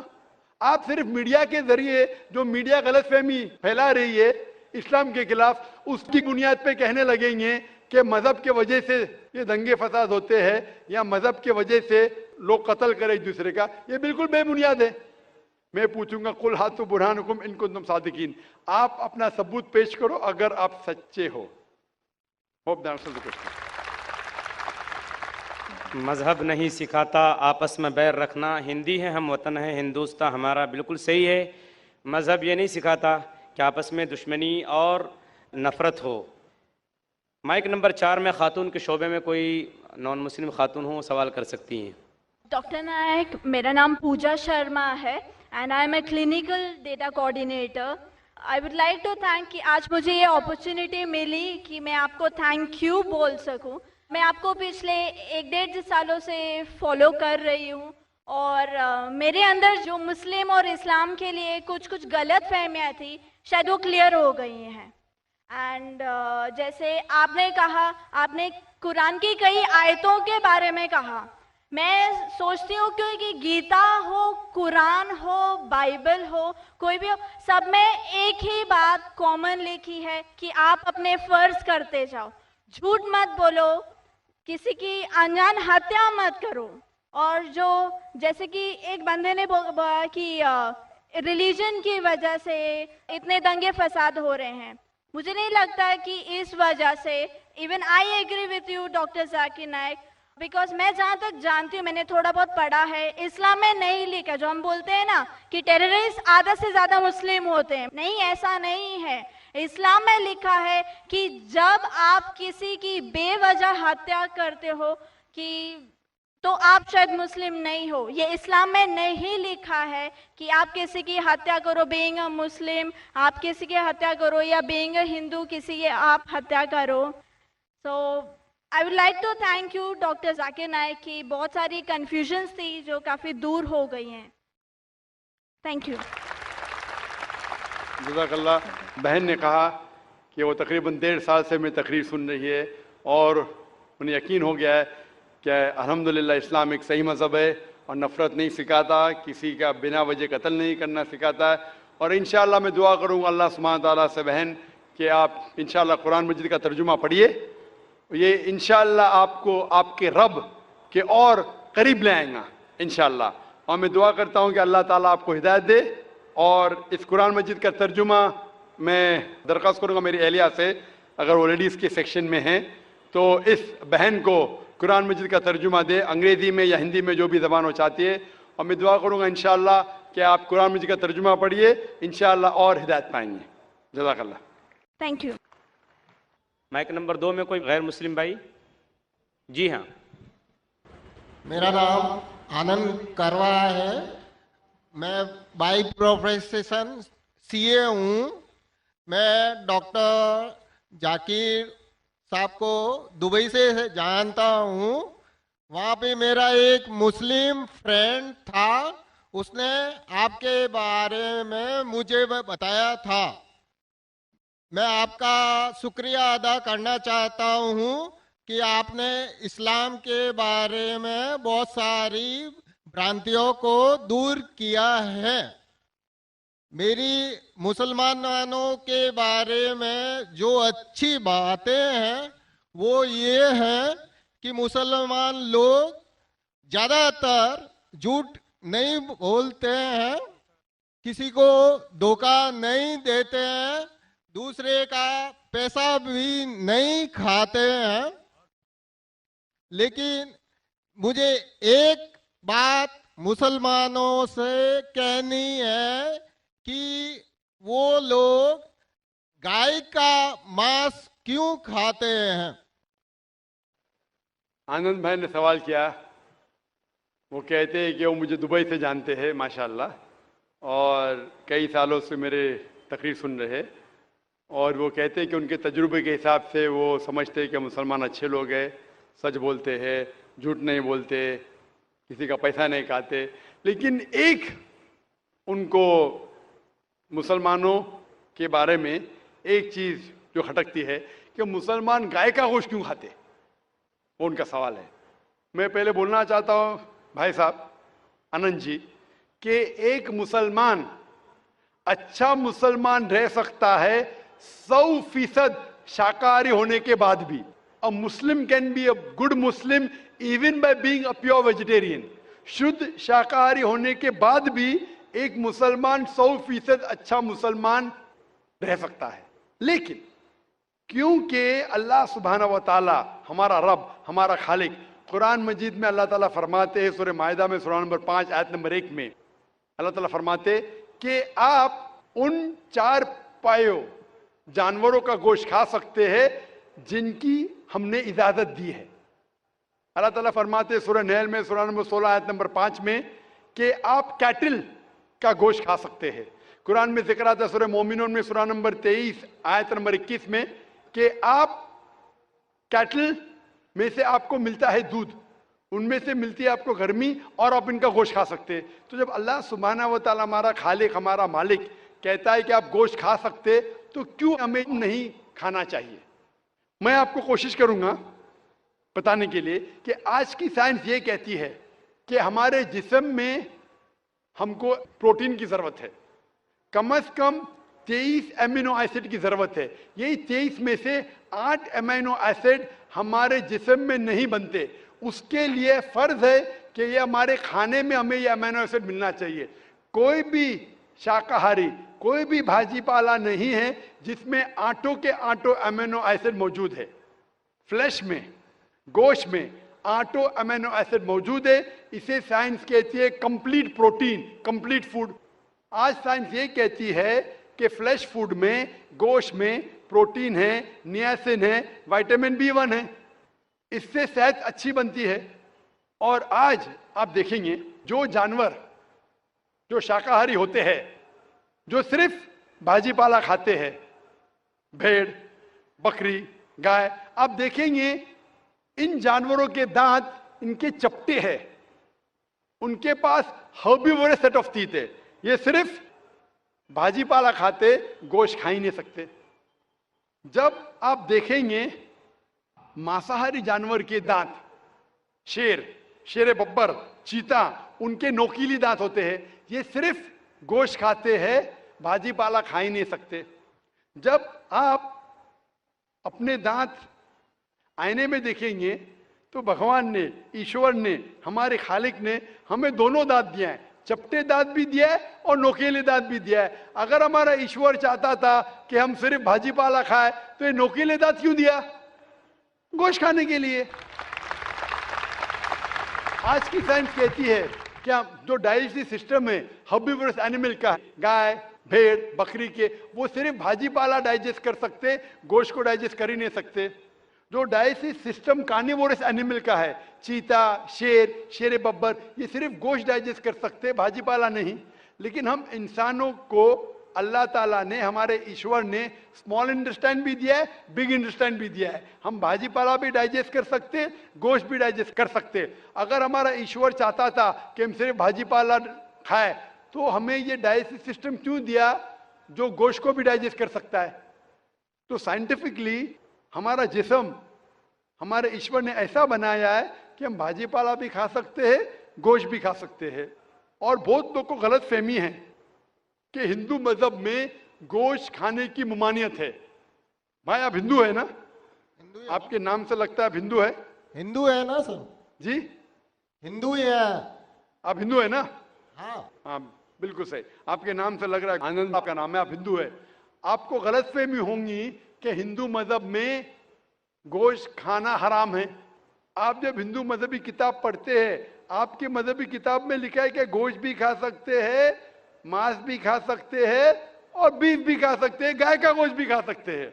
आप जब पढ़ेंगे मनुस्मृति चैप्टर नंबर 5 अध्याय नंबर 5 श्लोका नंबर 30 में लिखा है कि अगर खाने वाले जानवर, अगर खाने वाले मखलूक उस चीज को खाती है जो खाने वाले जानवर है, तो आप कोई गुनाह नहीं कर रहे, क्योंकि ईश्वर ने कुछ मखलूक को बनाया है खाने के लिए और कुछ मखलूक को खा जाने के लिए। सम to eat and some to be eaten. तो अगर आप खाने वाले जानवर खाते हैं तो गुनाह नहीं कर रहे। लिखा है मनुस्मृति में अध्याय नंबर 5 श्लोका नंबर 31 में कि अगर आप पूजा के लिए जानवर को कत्ल करते हैं तो कोई गुनाह नहीं करते। लिखा है मनुस्मृति में अध्याय नंबर 5 श्लोकान नंबर 39 और 40 में कि ईश्वर ने कुछ जानवर को बनाया है पूजा के लिए, सैक्रिफाइस के लिए। तो killing in sacrifice is not killing. तो कत्ल करना पूजा में कत्ल नहीं है। तो मनुस्मृति के मुताबिक आप गोश्त खा सकते हैं। फिर आप जब मुताला करेंगे महाभारत का, महाभारत में अनुशासन पर्व में अध्याय नंबर 88 में युधिष्ठिर, पांडव के 5 भाई थे, आपने युधिष्ठिर का नाम तो सुना होगा। युधिष्ठिर जो पांडव के 5 भाई थे, युधिष्ठिर पांडव में सबसे बड़ा भाई था। वो पूछता है भीष्म से कि हम यज्ञ में पूजा में क्या खाना दे ताकि हमारे परदादा खुश होंगे। तो भीष्म कहता है अगर हम यज्ञ में पूजा में चावल, बार्ली, सेब, भाजी पाला देंगे तो हमारे परदादा 1 महीने के लिए संतुष्ट रहेंगे। अगर हम मछली देंगे तो 2 महीने के लिए, अगर गोश्त देंगे 3 महीने के लिए, अगर खरगोश देंगे तो 4 महीने के लिए, अगर बकरी देंगे तो 5 महीने के लिए, अगर सुअर देंगे तो 6 महीने के लिए, अगर परिंदा देंगे तो 7 महीने के लिए, अगर हिरन देंगे तो 8 महीने के लिए, अगर बैल देंगे तो 11 महीने के लिए, अगर गाय देंगे तो पूरे 1 साल के लिए हमारे परदादा संतुष्ट रहेंगे। 1 साल। क्या दूध की बात कर रहे हैं सर? आप बफेलो देंगे, बफेलो तो 12 साल के लिए, अगर राइनोसरस देंगे या रेड मीट, लाल गोश्त, तो हमारे परदादा हमेशा के लिए संतुष्ट रहेंगे। पूरा मेन्यू है महाभारत में, हिंदू किताब में पूरा मेन्यू है। क्या चाहते हैं? भाजी पाला, मछली, गोश्त, खरगोश, हिरन, बीफ, बड़े का छोटे का सब है। आप अगर वेद पढ़ेंगे, वेद में भी लिखा है कि संत और साधु गोश्त खाते थे, गाय का गोश्त भी खाते थे। फिर आप क्यों कहते हैं कि गोश्त खाना हराम है? क्योंकि बहुत से हिंदू लोग बाकी मज़ाहिब से प्रसन्न हुए। मजहब से प्रसन्न होने के बाद कुछ मजहब मानते अहिंसा में, और वो समझते हैं कि जानवर को कत्ल करना गुनाह है। क्यों? क्योंकि जानवर में जान है, बाजी पाला में जान नहीं है, पेड़ पौधों में जान नहीं, इसलिए बाजी पाला खाना गलत नहीं है, लेकिन जानवर खाना गलत है। आज साइंस तरक्की कर चुका है और हम जानते हैं कि पेड़ पौधों में भी जान है, तो उनकी लॉजिक जरा बदल गई। हाँ हाँ जाकिर भाई, हम जानते हैं पेड़ पौधों में जान है, लेकिन पेड़ पौधे उनको दर्द का एहसास नहीं है, उन्हें दर्द नहीं होता। पेड़ पौधों को दर्द नहीं होता है और जानवर को दर्द होता है, इसीलिए जानवर खाना बड़ा गुनाह है, पेड़ पौधे खाना कम गुनाह है। आज साइंस फिर से तरक्की कर चुका है। तरक्की करने के बाद आज साइंस ये कहती है कि पेड़ पौधों को भी दर्द होता है, लेकिन उनकी दर्द की आवाज आपको सुनाई नहीं देती। ہم انسان صرف 20 سائیکلز اور 20,000 سائیکلز کے درمیان فریکوینس میں سن سکتے، اس کے نیچے اس کے اوپر نہیں سن سکتے. وہ چیختے ہیں لیکن ہمیں ان کی آواز سنائی نہیں دیتی. تو ایک شخص نے مجھ سے سب سے زیادہ بحث کیا اور کہا کہ ذاکر بھائی میں مانتا ہوں کہ پیڑ پودوں میں جان ہے، پیڑ پودے کو درد ہوتا ہے، لیکن پیڑ پودوں میں صرف 2 یا 3 سینسز ہے، جانوروں میں 5 سینسز ہے، اس لیے جانور کا قتل کرنا بڑا گناہ ہے. تو میں نے اس سے پوچھا کہ اگر آپ کا بھائی پیدا ہوتا ہے 2 سینسز کم کے ساتھ، وہ سن نہیں سکتا ہے اور بات بھی نہیں کر سکتا ہے، گنگا ہے اور بہرا ہے، جب وہ بڑا ہوتا ہے اور اگر کوئی انسان اس کا قتل کرتا ہے تو کیا آپ جا کے کہیں گے جج سے می لارڈ قاتل کو کم سزا دو کیونکہ میرا بھائی گنگا تھا، بہرا تھا، وہ سن نہیں سکتا تھا، بات نہیں کر سکتا تھا؟ آپ تو کہیں گے قاتل کو ڈبل پنشمنٹ دو، میرا بھائی تو معصوم تھا، نہ سن سکتا تھا نہ بات کر سکتا تھا. اسلام میں 2 سینسز لیس اور 2 سینسز مور نہیں. اسلام میں اللہ تعالیٰ فرماتے سورہ بقرہ میں سورہ نمبر 2 آیت نمبر 168 میں 168 میں eight of the good things which Allah has provided you. جو اچھی چیز آپ کو آپ کے اللہ نے دی ہے اس کو آپ کھا سکتے ہیں. تو آپ اگر مطالعہ کریں گے مذہبی کتابوں کا اور سائنس کا، گوشت کھانا کوئی غلط نہیں ہے، اور مجھے خصوصاً کوئی گلا شکوہ نہیں اگر غیر مسلم، اگر ہندو گوشت نہیں کھاتے، مجھے کوئی گلا شکوہ نہیں، کیونکہ اگر سب ہندوستانی گوشت کھانے لگیں گے تو ہندوستان میں گوشت کا بھاؤ بڑھ جائے گا. آج مہنگائی کا زمانہ ہے، پیٹرول کا بھاؤ بڑھ رہا ہے، سب ہندوستانی گوشت کھانے لگیں گے تو گوشت کا بھاؤ بھی بڑھ جائے گا. تو مجھے کوئی گلا شکوہ نہیں آپ اگر گوشت نہیں کھاتے، لیکن اگر آپ یہ کہیں گے کہ گوشت کھانا غلط ہے تو آپ کو آپ کی مذہبی کتابوں کے بارے میں نہیں پتا ہے اور سائنس کا بھی نہیں پتا ہے. اگر آپ کہیں گے کسی کی جان نہیں لینا چاہیے تو آپ 2 منٹ بھی جی نہیں سکتے. ہم جو سانس لے رہے ہیں یہ جرمز ہے، جرمز میں بھی جان ہے، آپ سانس لینے سے ان کا قتل کر رہے تو آپ جی نہیں سکیں گے. اسلام میں یہ ہے کہ جو چیز کی اجازت ہے وہ آپ کھا سکتے، جو حرام ہے اس کو نہیں کھانا چاہیے. Hope that answers the question. Mic number 3 میں اگر کوئی نہیں ہو تو ہم مائک نمبر 4 میں ہمارا انتظار کر رہی ہیں خاتون، ہم ان کو موقع دیں گے. میں بیجناتھ گپتا جی بول رہا ہوں، اور میرا کہنا ہے کہ اللہ اگر جرے جرے میں ہے تو دیکھا جا سکتا ہے کیا؟ بھائی صاحب نے کہا کہ اگر اللہ ہر جگہ ہر ذرے ذرے میں موجود ہے تو کیا دیکھا جا سکتا ہے؟ یہ ہندو فلسفی ہے کہ اللہ ہر ذرے ذرے میں موجود ہے. قرآن کے مطابق اللہ کی طاقت، اللہ کا علم سب جگہ موجود ہے. اللہ لیکن عرش پہ بیٹھے ہیں. تو یہ کہنا اللہ سب جگہ موجود ہے یہ اسلام کی تعلیم میں نہیں ہے، یہ ہندو کی تعلیم میں ہے. کہ آپ اللہ کو دیکھ سکتے؟ نہیں. انسان اس دنیا میں اس زندگی میں اللہ کو دیکھ ہی نہیں سکتے. اور اس کی مثال پیش ہے قرآن مجید میں، جب موسیٰ علیہ السلام اللہ سبحانہ وتعالیٰ فرماتے کیا میں آپ کو دیکھ سکتا ہوں؟ تو اللہ تعالیٰ کہتے ہیں ان سے کہ اس پہاڑ کو دیکھو، میں میری جھلک اس پہاڑ کو دکھاؤں گا اور اب دیکھو کیا ہوتا ہے. تو اس پہاڑ کو جب اللہ تعالیٰ صرف جھلک دکھاتے ہیں تو موسیٰ علیہ السلام اس پہاڑ کو دیکھ کے بے ہوش ہو جاتے. اللہ کو تو دیکھا نہیں، انہوں نے صرف پہاڑ کو دیکھ کے بے ہوش ہو جاتے ہیں. تو انسان اس زندگی میں اللہ سبحانہ و تعالیٰ کو نہیں دیکھ سکتا. انشاءاللہ اگلے زندگی میں انشاءاللہ جب ہم جنت میں جائیں گے وہاں انشاءاللہ ہم اللہ کا وجہ دیکھیں گے. یہ کئی حدیث میں اس کا ذکر ہے کہ ہم اللہ کا چہرہ دیکھیں گے. اسی لیے ہم کوشش کرتے ہیں کہ اللہ کے احکامات پہ عمل کرے، اس دنیا کے امتحان میں سفلتا پائے. انشاءاللہ جنت میں جائیں گے اور وہاں اللہ کا وجہ دیکھیں گے، اللہ کا چہرہ دیکھیں گے. Hope that answers the question. جی مائک نمبر 4 میں جو خاتون ہے سوال کر سکتی ہیں. میرا نام رامیشوری شاہو ہے. میرے لڑکے نے اسلام دھرم اپنایا ہے. ہم ہندو دھرم کو مانتے ہیں، تو بچے لوگ کون سا دھرم مانیں گے؟ بہن کا سوال ہے کہ وہ ہندو دھرم میں مانتی ہے تو بچے لوگ کون سے دھرم میں مانیں گے؟ آپ نے آپ نے اسلام دھرم سے شادی کر لی ہے. آپ کے بیٹے نے اسلام دھرم اپنا لیا ہے. اپنا لیا ہے. تو آپ کا سوال کیا ہے ابھی؟ تو بچے لوگ کون سا دھرم مانیں گے؟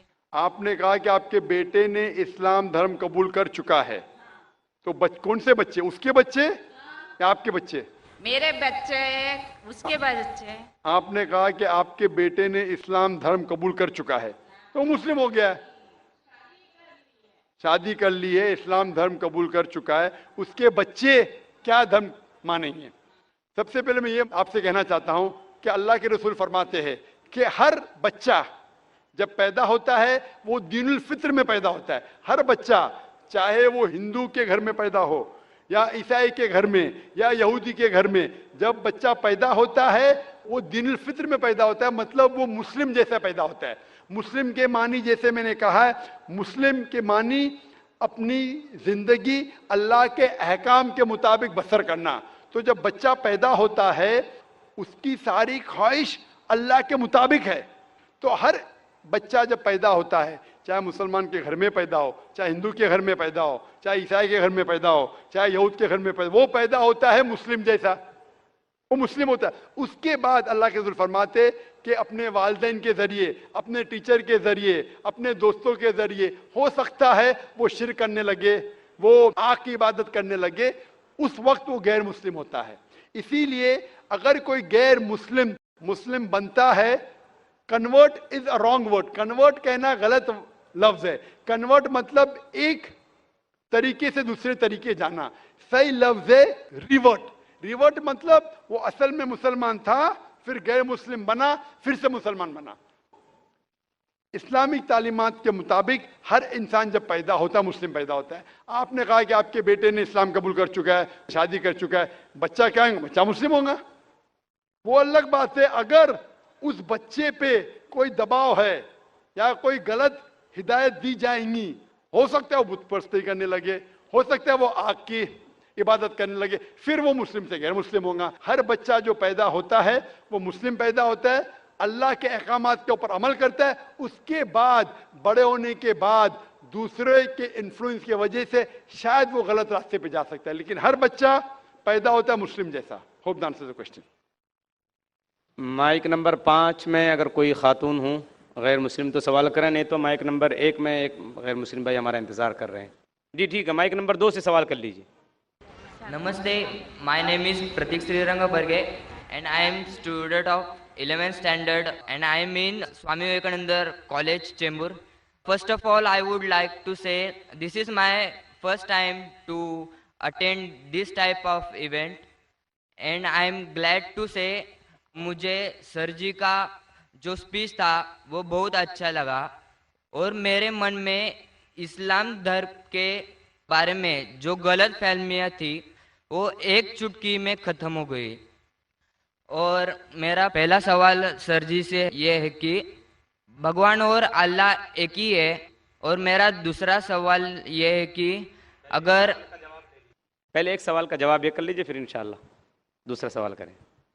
भाई साहब ने कहा कि वो पहली बार ऐसे मजमे में मौजूद है और बहुत खुश है, एक चुटकी में उसके सारे गलत फहमियाँ इस्लाम की दूर हो गया। अल्हम्दुलिल्लाह, अल्लाह ताला आपको हिदायत दे।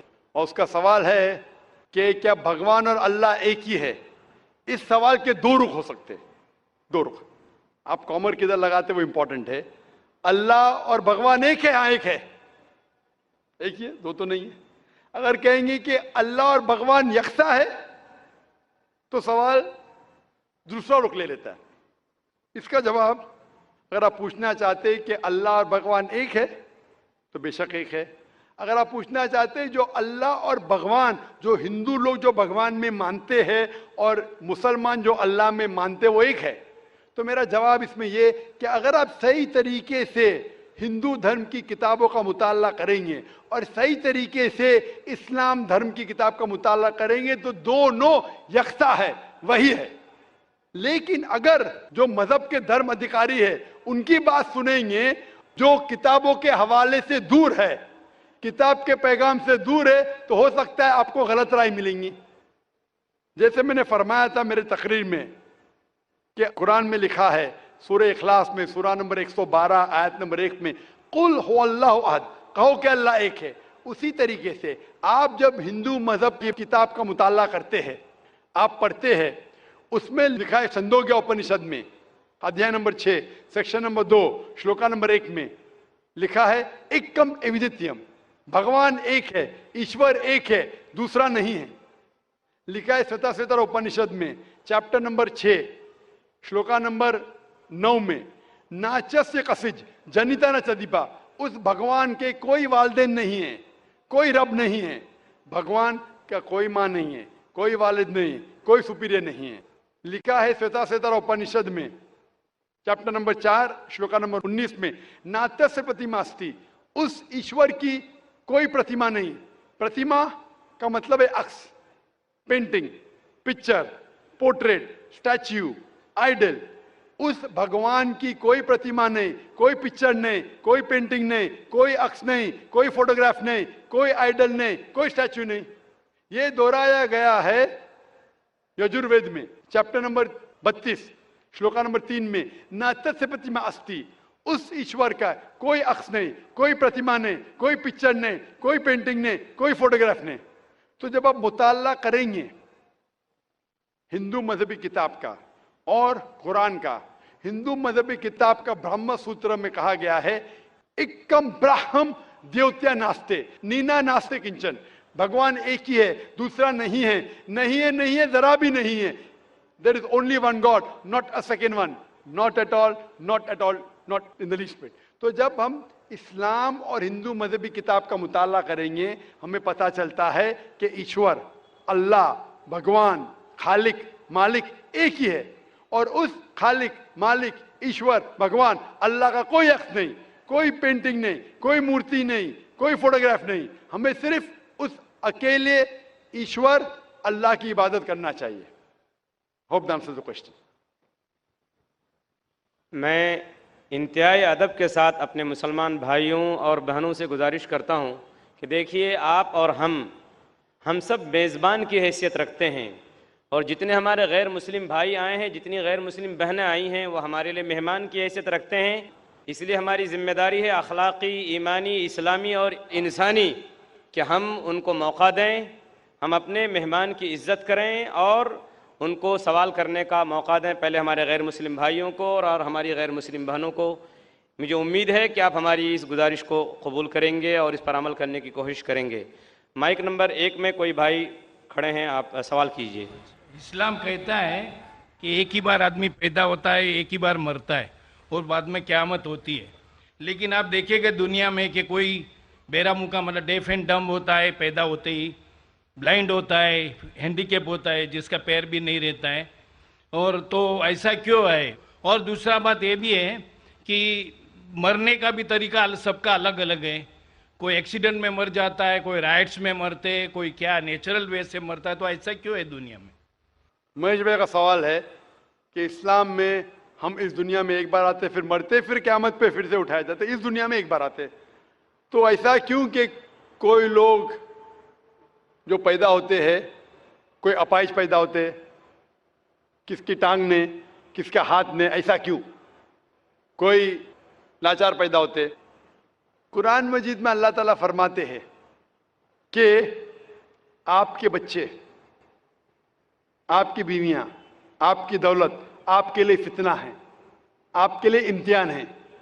क्योंकि जन्नत में जाने के लिए टांग होना जरूरी नहीं है, जन्नत में जाने के लिए दौलत होना जरूरी नहीं। जन्नत में जाने के लिए ये जिंदगी हमारे लिए इम्तिहान है, अल्लाह के अहकामात के मुताबिक जिंदगी को बसर करना चाहिए। कुरान मजीद में अल्लाह ताला फरमाते हैं सूरह मुल्क में, सूरा नंबर 67 आयत नंबर 2 में, अल्लज़ी खलक़ल मौत वल हयाता, अल्लाह सुब्हाना व तआला ने मौत और जिंदगी पैदा की है ताकि आपको जांच सके आप में से अच्छे अमाल वाले कौन हैं। तो ये जिंदगी हमारे लिए एक इम्तिहान है। आपका अच्छा सवाल था कि क्यों कुछ इंसान पैदा होते अपाहिज, कोई बीमार, कोई अच्छे सेहतमंद, क्यों? इसकी वजह है कि जब आप एग्जामिनेशन में बैठते हैं, हर साल एग्जामिनेशन पेपर बदलता है कि नहीं? अगर आप कहेंगे कि हर वक्त पेपर सेम रहना चाहिए तो टेस्ट किधर, एग्जामिनेशन किधर?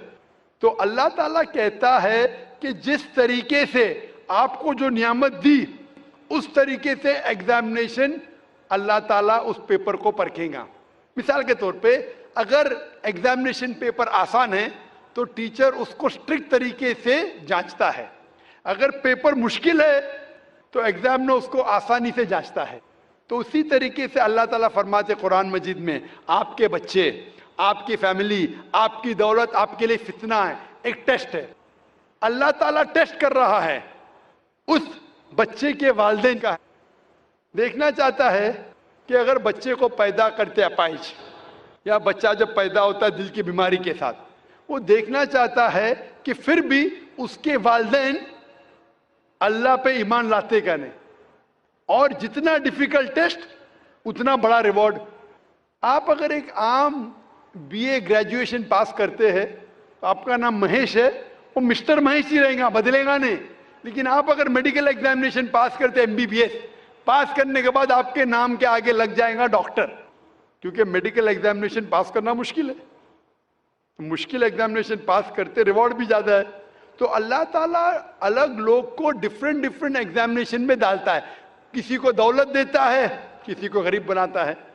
जब दौलत देता है वो देखना चाहता है कि दौलत के बाद ये इंसान ज़कात दे रहा है कि नहीं, खैरात कर रहा है कि नहीं। वो गरीब इंसान को ज़कात में 100% मार्क्स मिल चुके, गरीब इंसान को ज़कात ही नहीं देने का। हम बोलते अरे बेचारा गरीब है, उसको 100% मार्क्स मिल गए। ज़कात में गरीब को 100 में से 100 मिलता है। वो अमीर है जो शायद थोड़ी ज़कात देगा तो उसको 100 में से शायद 10 मार्क्स मिले, बराबर ज़कात देगा तो ज़्यादा मार्क्स मिलेंगे। वो गरीब को ज़कात के टेस्ट में 100 में से 100 मिलता है, उसको ज़कात देने की ज़रूरत ही नहीं। लेकिन उसको शायद दूसरा टेस्ट होगा, उसको टेस्ट होगा। वो गरीब इंसान एक रूम में हो सकता है 10 लोग रह रहे, वो हिजाब कैसा करता है, बराबर से हिजाब कर रहा है कि नहीं, वो टेस्ट है। हो सकता है इंसान अमीर है, उसका बेटा जैसे अपने का अपाहिज पैदा होता है, तो अल्लाह ताला देखना चाहता है कि इस अमीर इंसान को मैंने दौलत दी, ऐशो आराम दिया, अभी उसके बच्चे को अपाहिज पैदा करता हूं, देखना चाहता हूं कि ये फिर भी अपने रब की इबादत करता है क्या नहीं। जो आदमी कमजोर है वो बोलेगा अरे क्या ये अल्लाह ताला, नौज़ुबिल्लाह, मेरे लिए क्यों ये मुश्किल पेश आता है। जो सच्चा मोमिन रहेगा वो कहेंगे अल्हम्दुलिल्लाह, फायदा होगा तो भी अल्हम्दुलिल्लाह, नुकसान होगा फिर भी अल्हम्दुलिल्लाह। ये मोमिन की जांच है। तो ये दौलत, गरीबी, सेहत, अपाहिज, दिल की बीमारी, ये टेस्ट है। इसीलिए हमें उन लोगों को देखना चाहिए, उन लोगों को मत देखो जो आपके ऊपर है। आप उन लोगों को मत देखो जो आपके ऊपर है। मैं कह रहा था ना, मिसाल दे रहा था, वो गांव का आदमी देखता है गाड़ी चाहिए, फ्लैट चाहिए, बंगला चाहिए, फिर से गांव में आ जाता है। उन लोगों को देखो जो आपके नीचे है। और एक अंग्रेजी में कहावत है जो मैं उर्दू में तर्जुमा करूंगा। एक शख्स हमेशा रोता था कि क्यों मेरे पास जूती नहीं है, क्यों मेरे पास जूती नहीं है। जब भी उसने एक इंसान को देखा जिसके पैर ही नहीं थे, अल्लाह से शिकायत करता था मेरे पास जूतियां क्यों नहीं है। जब उसने इंसान को देखा जिसके पैर ही नहीं थे, वो अल्लाह का शुक्र अदा, कम से कम मेरे पैर तो है। तो अल्लाह ताला डिफरेंट लोग को डिफरेंट इम्तिहान ले रहा है। किसको दौलत, किसको गुर्बत, किसको सेहत, किसको बीमारी, जो भी है। अगर आप जिस हालत में हैं, अगर अल्लाह हमारे खालिक का कहना मानते हैं तो इस दुनिया में सफलता पाएंगे। ये हमारे लिए इम्तिहान है दुनिया। जिस तरीके से सूरह मुल्क में कहा गया है, सूरह नंबर 67 आयत नंबर 2, अल्लाह ने जिंदगी और मौत बनाई है जांचने के लिए आप में से कौन शख्स अच्छा है। Hope the answer the question. Mic number 2 में जो भाई हैं गैर मुस्लिम हो, सवाल कीजिए। सर मेरा नाम उमेश शर्मा है, मैं योगा टीचर हूँ। पहला सवाल मेरा ये है कि आपने बताया था कि नमाज पढ़ते समय जैसे हम सजदा करते हैं, उस सजदे की स्थिति में जैसे माइग्रेन पेन और स्टमक प्रॉब्लम, सियाटिका, सर्वाइकल, नी की प्रॉब्लम, इनमें ब्लड का सर्कुलेशन होता है, वो मैं मानता हूँ। लेकिन कन्फ्यूज इस बात का है कि जब हम ध्यान करते हैं, मैं योग में जैसे दयानंद सरस्वती से, पतंजलि योग ट्रस्ट से मैं योग सीखा हूँ, उसमें बताया है जब ध्यान हम एक जगह पे करेंगे, आँखों को एक जगह पे रखेंगे तो ध्यान की धारणा अपने आप बदल जाएगी, ध्यान धारणा समाधि। तो इसमें जब हम सजदा करते हैं तो जैसे वज्रासन में घुटने मोड़ के सजदा नीचे को फोरहेड को धरती में टच करते हैं, फिर हम उठते हैं तो हमारी जब नज़र हट जाएगी उस जगह से तो ध्यान एक तरफ से वहाँ से हट जाएगा। तो ऊपर वाले के लिए जैसे अल्लाह के लिए ध्यान कहाँ से रहेगा? Thank you. भाई साहब ने सवाल किया कि जब सजदे में जाते, सजदा अहम रुकन है, तो नज़र एक तरफ होनी चाहिए, हम सजदे से उठ जाते तो ध्यान भटक सकता है, नज़र दूसरी की जा सकती। ये आप जो बोल रहे दयानंद सरस्वती के बारे में कि नज़र एक जगह होना चाहिए, वो सही है गलत अलग बात है, लेकिन हमारे रसूल हमारे पैगंबर मोहम्मद सल्लल्लाहु अलैहि वसल्लम ने कहा जब आप नमाज पढ़ते हैं आपकी नज़र हमेशा आप सिजदा करते वहाँ होना चाहिए। तो जब आप क़याम में हैं, रुकू में हैं, सजदा में, आपकी नज़र उधर ही है। जहाँ आपकी जगह सिजदे की है वहाँ ही नज़र आपकी होना चाहिए। क़याम में जब खड़े हैं, जब रुकू में जाते फिर भी नज़र वहाँ रहती है, सजदा में जाते फिर भी वहाँ रहती है, अत्तहियात में भी रहती, नज़र एक ही जगह रहती है। लेकिन सिर्फ नज़र से काम नहीं चलता, नज़र के अलावा हमारा ध्यान, हमारा जहन, जो हम अल्लाह, हमारे ईश्वर, हमारे मालिक, हमारे खालिक के पैगाम के ऊपर ध्यान दे रहे, उसके ऊपर अमल कर रहे, तो हमें हिदायत मिलेंगी। और जो ये नमाज का तरीका है, आप हिंदू मजहब की किताब में पढ़ेंगे, इसमें कहा गया है षष्टांग। षष्टांग मतलब जिस्म के 8 अंगों पे। षष्टांग जो हिंदू मजहब में करते हैं, जिसे आम जबान में कहा दंड नमस्कार भी कहते हैं, लेकिन षष्टांग मतलब सही मतलब है कि 8 अंग आपके जिस्म के लगे होते हैं जमीन पे। 8 माथा, नाक, 2 हाथ, 2 घुटने और 2 पैर, 8। हमारे हदीस में आता है 7, नाक और माथे को एक लेते, 2 हाथ, 2 पैर, लेकिन हूबहू वही है। तो जो सिजदा जो अहम सलाह का रुकन है वो हिंदू मजहब में भी है। आप जब जाएंगे क्रिश्चियन बाइबल में लिखा है कि जितने पैगंबर अल्लाह के आए वो सारे पैगंबर ने सिजदा किया। आप अगर पढ़ेंगे book of genesis chapter number 17 verse number 3 में लिखा है कि इब्राहिम अलैहिस्सलाम मुंह के बल गिरे। लिखा है बुक ऑफ नंबर्स में चैप्टर नंबर 20 वर्स नंबर 6 में क्या मूसा अलैहिस्सलाम और हारून अलैहिस्सलाम मुंह के बल गिरे। लिखा है बुक ऑफ जोशुआ में चैप्टर नंबर 5 वर्स नंबर 14 में कि जोशुआ ने अपने मुंह के बल गिरे और इबादत की। और लिखा है कि ईसा अलैहिस्सलाम in the gospel of Matthew chapter number 26 verse number 39 में, वर्स नंबर 39 में क्या जीसस का took a little bit step forward in the garden of Gethsemane, fell on his face and prayed to God। ईसा अलैहिस्सलाम ने garden of गेथसेमनी में अपने मुंह के बल गिरे और अल्लाह की इबादत की। जितने पैगंबर आए मोहम्मद सल्लल्लाहु अलैहि वसल्लम के पहले, जब उनने अल्लाह की इबादत की उनने सजदा किया। तो सजदा सबसे अहम है, सारे पैगंबरों ने किया। Hope this answers the question. वाखिर दावाना अल्हम्दुलिल्लाहि रब्बिल आलमीन।